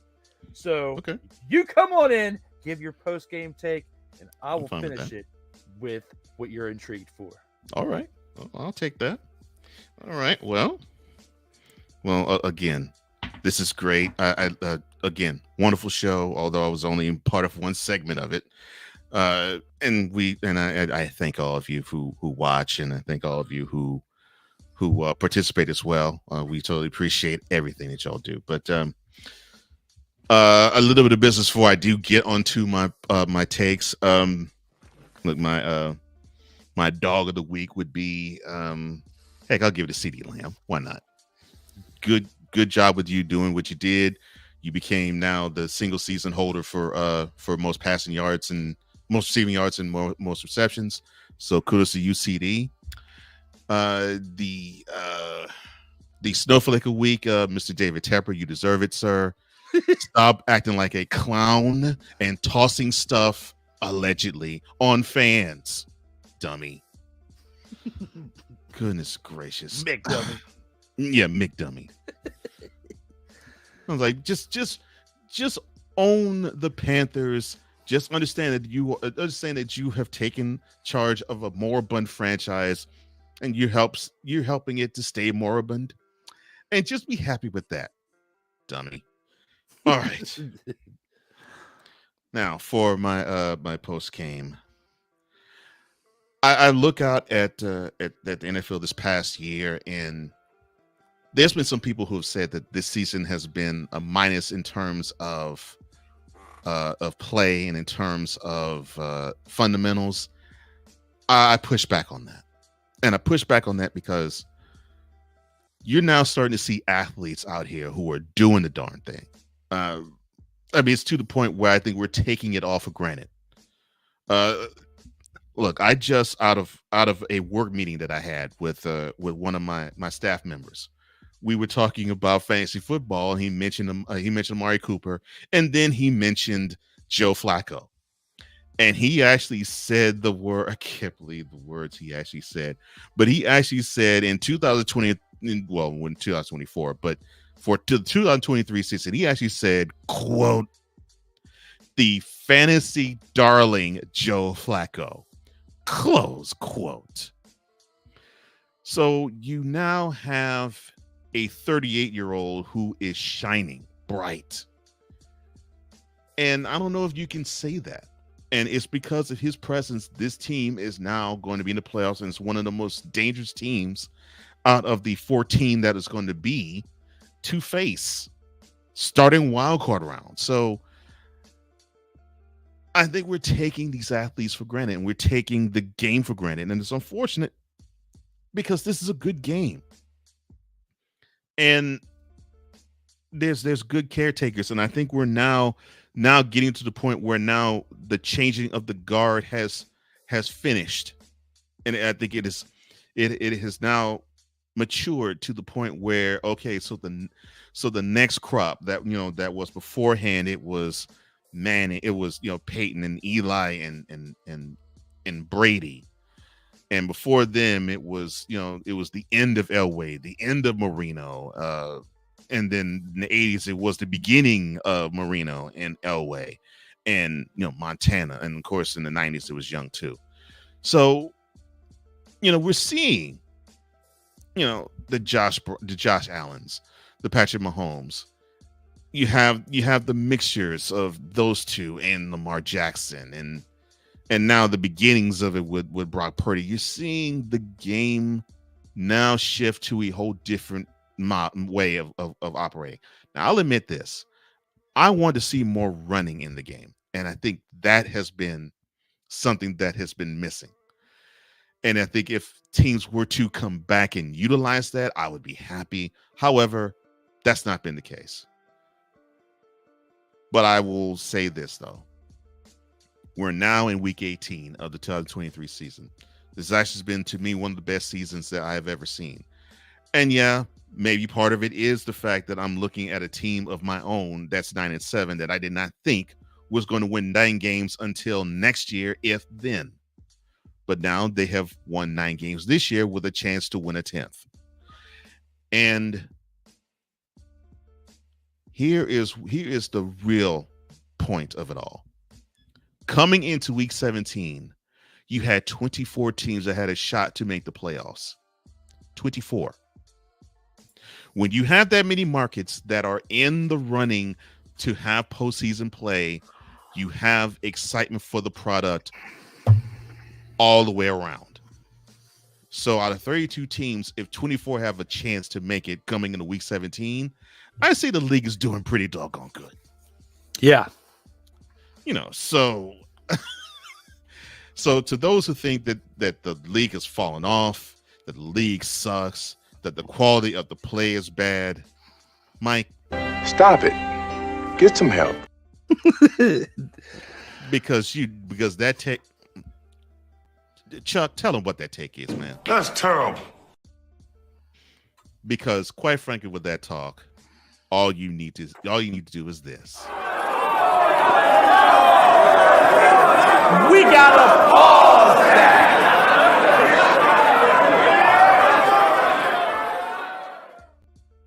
Oh, and take this.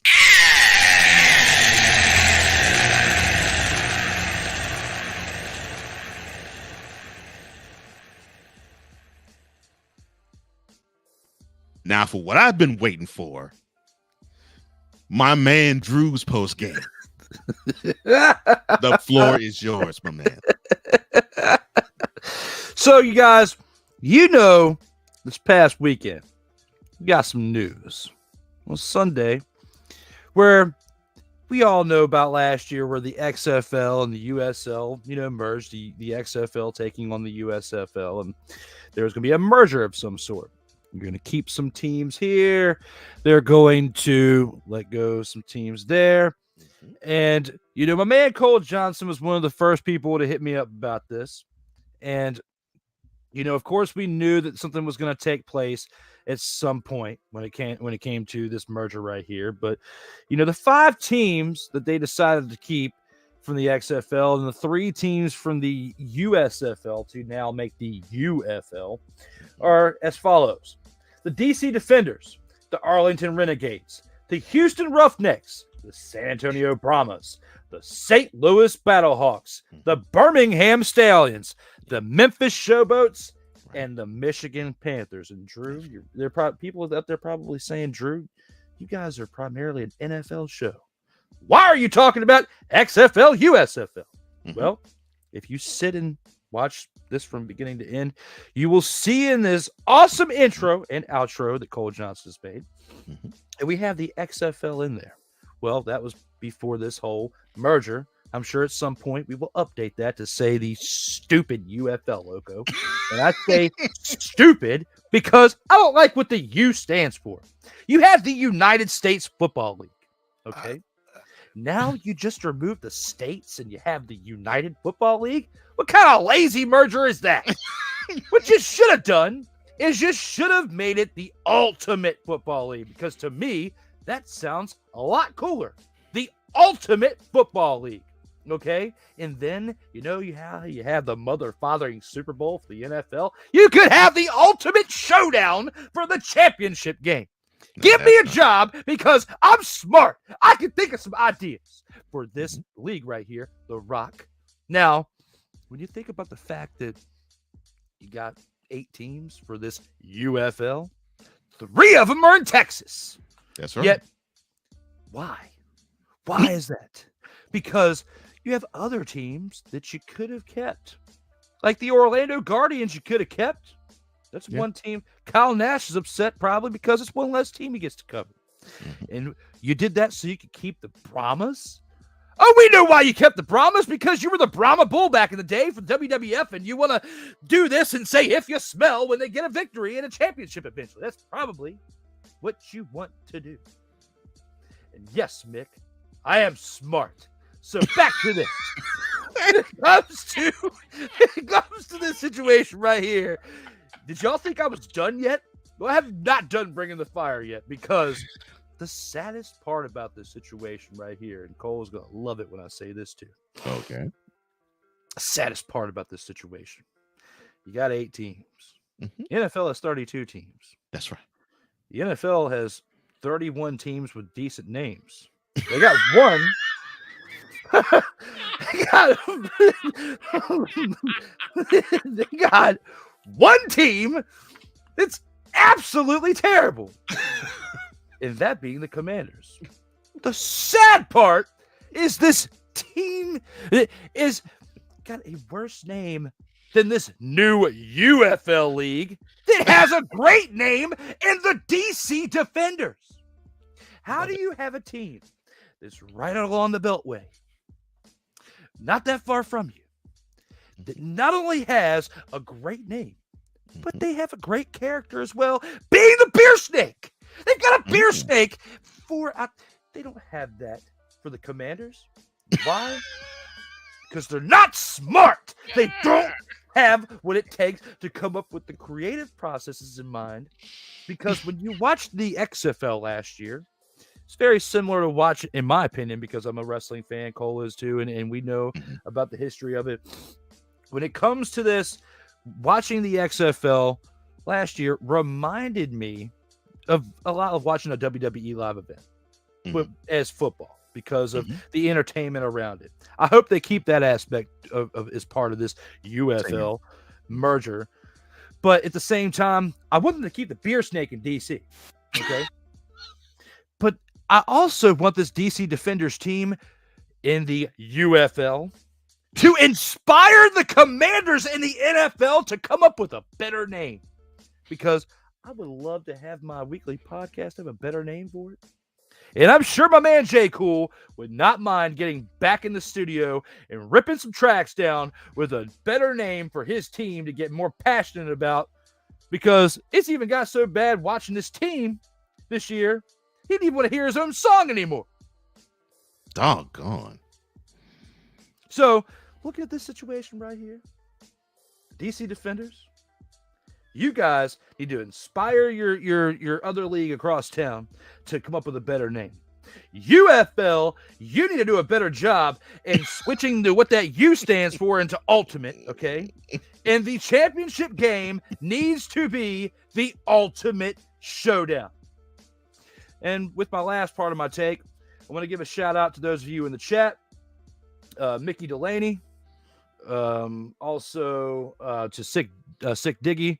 Those two of you primarily who have been sticking with me throughout the majority of this past hour and a half while Cole was tending to some meetings and stuff, as it was just me. But it flowed along pretty well. I had a lot of fun here in the comments. There's no other show where I will sit down in this office for 3 hours and talk but this one.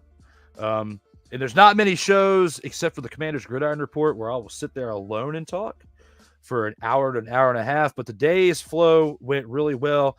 A lot of that goes along with the preparation that my man Cole did with setting the show up.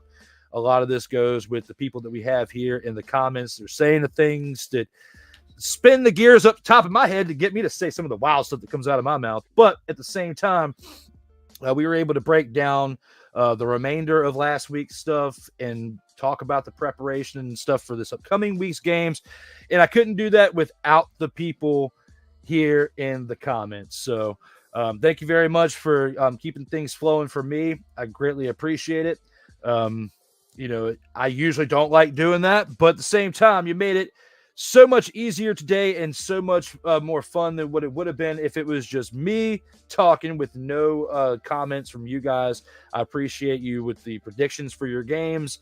And even though people want to give me a hard time out here about me making the smart comment in the comments right now, I still have love for all of you because you know what? Let's take it another direction real quick before we get on out of here. Let me talk to you. Because now you guys want to give me a hard time and insult my intelligence. Hell to the no, to the no, no, no, no. Hell no, to the no, no.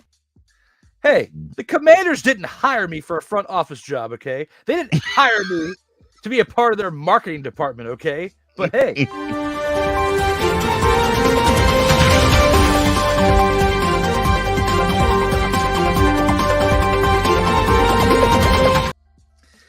That breaking news is this. Commanders, I'm available for interviews. Lord. So if you would like to talk about potential opportunities, even though Mick is over here talking about he flowed like crap, you wouldn't know you weren't here half the damn time. He was mainly Sick Dicky that was keeping up with me in the comments. Mick posted all of his pics for the next week, and then he went to yoga class or something and then came back because he's always got a class he's got to disappear for. Mick, you went to yoga, so I bet the crap really flowed out of you during yoga. So, it comes to that, you would talk some shade. Yeah, you're right. Mr. Disrespectful's back in the house there.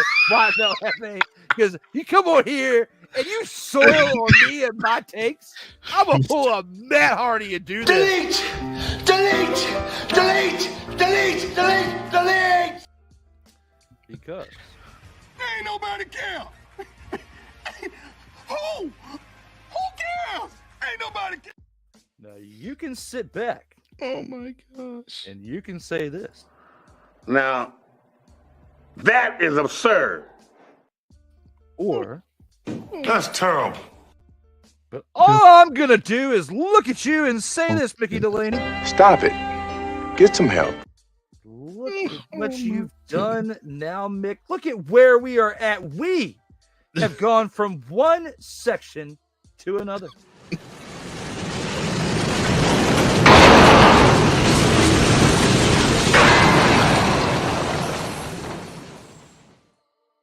And before I wrap this up with a bow, Sick, I encourage it wholeheartedly. I flat out encourage it. You have got my endorsement on that. But in all seriousness, guys. Mick with another Build-A-Bear reference. In all seriousness, though, guys, this is definitely another fun one. This has been a fun season, despite watching my team. Okay, but watching overall, I think this show right here was one of the greatest things to happen for both of us. Me, in particularly, because of the team that I cover and watch. Because if all I was doing was watching primarily Commanders games and covering that, I think I would have lost my mind with this season. So shout out to Cole for making this happen, for us collaborating together and 50-50 putting this thing together as far as our energy and things that we do during the show. But if it wasn't for what he did to prepare for the show to actually be on the air, this would not be what it was, and the people make it what it is. So starting off the new year, I know we got another 51 weeks to go for the rest of this year, but I'm looking forward to it and breaking down football across several different leagues with my man Cole Johnson in this studio action. Oh yeah, definitely. I look forward to it as well. And good job. Yeah, that was good. The ultimate showdown. I love that. The ultimate showdown. That would be great. Big game name. Oh my gosh. Just the Mrs. Disrespectful, the Build-A-Bear. Oh Lord. I'm gonna I got a green screen too. I just gotta find time to put it up and set the lights up and everything. But you know what? This is gonna inspire me at some point in the near future. I'm gonna have to do it. Set up the green screen. I'm gonna have to bring down the world championship belt, do a promo, send it to The Rock. Send a promo and include the ultimate showdown in there and talk about the UFL and maybe with the championship belt, the energy. They might have a position for myself over there in the UFL to help them out with creative. And I'm going to have to bring Cole Johnson along with me. There's some goals for 2024. Slim chances, but you got to have a drink. Yeah, nothing wrong with that. Oh, my gosh. Mr. Disrespectful, Build-A-Bear reference. Oh, my gosh. Wait, you do have a comment. There's a spaghetti Western reference there regarding an ultimate showdown. This was a spaghetti Western reference regarding ultimate show. Lord have mercy.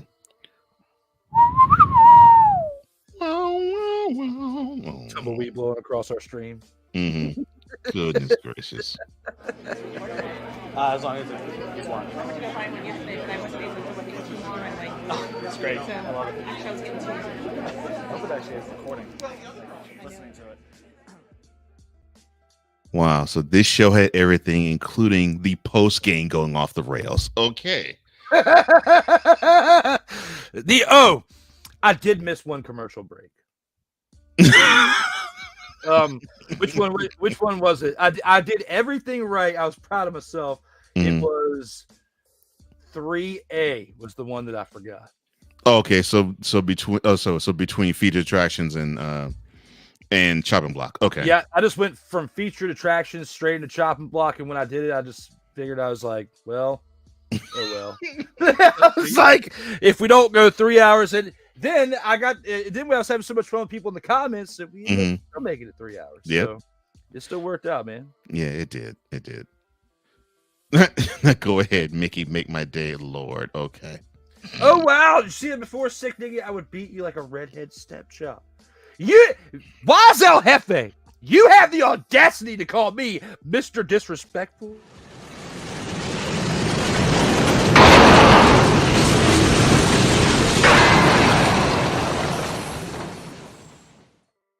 In my 6 years of working in the media, okay? When have I ever threatened violence or bodily harm to another individual? And you, Wise El Jefe, and Cole know about how much we were all tested in 2023, okay? Yeah. Did I ever threaten violence? No. The most disrespectful thing will just be the words that come out of my mouth at times when I've had enough. Okay? Am I going to come after you with violence? Are we going to have some... am I going to have to go bust a 9 in somebody? No, I'm not going to do that, okay? I got a 9, but I'm not going to threaten violence with it. It's only for protection, okay? Protection from the crazies that are trying to break into the home, which never happens in this neighborhood. Hardly will. I mean, knock with some wood somewhere, okay? Because, yes, we have gone off the rails, but you want to call me Mr. Disrespectful? And look at what this just said, redhead stepchild. And you said my Giants are good 1-7, but that's the violence. But that's the only reason why he says Mr. Disrespectful, because he thought his Giants was going to do better, and they went out to a 1-5 start. I mean, I was only wrong by 2 weeks, and you would call that Mr. Disrespectful? You need to call that Mr. Almost Got His Picks Right. Lord. I hug you like my own old child, and then discipline you like Joe Jackson. This is what I need. This is what I need, a short clip of Michael Jackson backwards going. Oh, moonwalking. Beat it. Yeah, beat it. Yeah. Makes it stuck in your head, talking about why stay in your lane and I'll beat you like a redheaded stepchild as well. Oh, Lord. And why says, thank God for the Commanders. And Mick, I feel for you, Mick. You got not wise. Mick. I feel for you, Mick. You got Mick saying he's going to beat you like a stepchild, and you're still coming at me after the Commanders? I was trying to stick up for you. What are you talking about out here on these streams? Stop it. Get some help. But the thing I loved about Wise at that time, the morning, the afternoon of the first game between the Commanders and the Giants. No. It was the morning after. He says, "Man, it is good to be a 2-5 team." I'm like, why are you bragging that hard? I know where it's going, but why would you brag that hard about that? Yeah, I mean, I can look back on it and laugh now, but at that time of the year, back then, at the time of the season back then, the Commanders were still looking like a pretty good football team, and the Giants were not. So I was wrong in my predictions. I mean, I've said it during this show at some point, and I've said it during other shows. We're all wrong at some point. We're never perfect. We're all going to make mistakes and calls. But I was pretty close to being spot on there, Wise El Jefe. And that first game with the Giants was much closer than the second one. Okay. So, hey, I think you need to get in the car with whatchamacallit, with Sick Diggy and Build-A-Bear over there, Teddy Bear, Mickey Delaney, and go to Build-A-Bear and build bears together. Oh, Lord. To find Drew on all social media platforms, you can go to Sotoba_media on X, or the _Sotoba at TikTok, or Sotoba Media on YouTube. Oh my gosh. I need to get on that flow code. Guys, help me.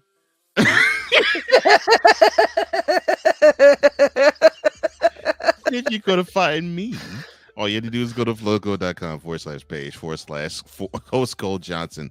It's flowcode.com/page/host Cole Johnson. Oh my gosh. How in the world does the end go off the rails so hard?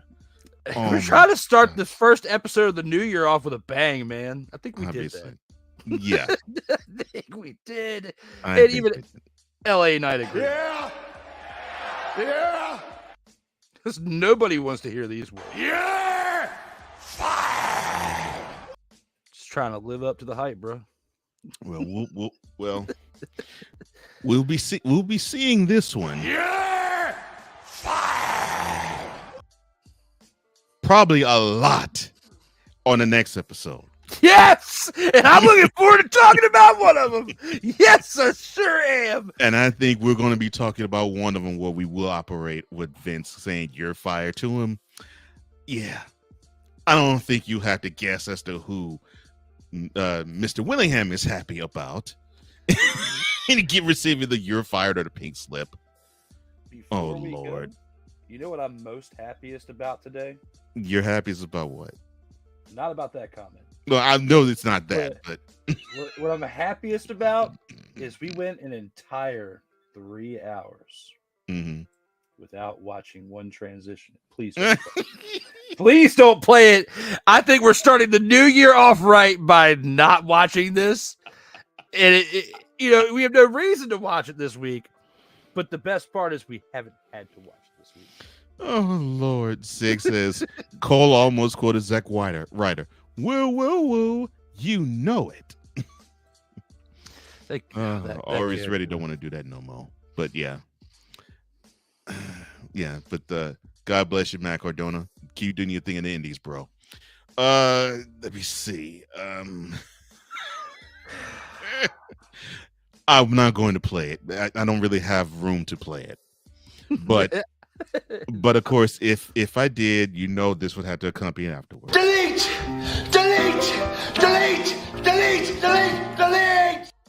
I could watch that the entire episode.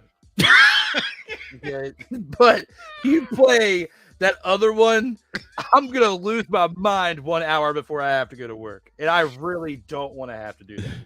One of the greatest compliments I received that really wasn't a compliment at all, but I took it as such, was Wise one time after the show wrapped.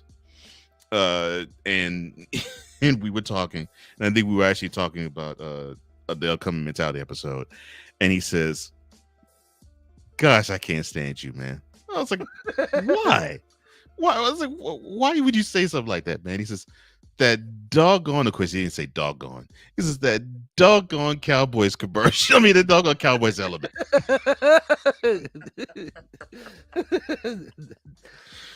Oh my gosh. I look, we love you guys. You all are awesome. You all are lifeblood to this show. So look, thank you for liking, sharing, and subscribing, hitting the notification bell. Thank you for the comments too, and thank you for the love that we receive and saying this is a good show. Continue to do it, and thank you for hitting the notification bell so you can catch any and all content that emanates from the wonderful Sertoba Media channel on YouTube or the Comey Media YouTube channel as well. We appreciate you. For Drew Willingham, I am Cole Johnson, and thank you, Drew, for being the point man in this episode. I totally appreciate you too, personally. Before Drew, I am Cole, and as always, here I will say in parting, as we always do. In life, just like a tackle, keep your head up. And always remember, you got to play until the whistle blows. And don't forget, stay safe out here in these streets. Mick says you already lost your mind, Drew, by liking the Commanders. And I think I have lost my mind in just listening to the last 20 minutes of this. Goodness gracious. I love you guys. I was doing the best I could to stay safe out here in these streets till that comment.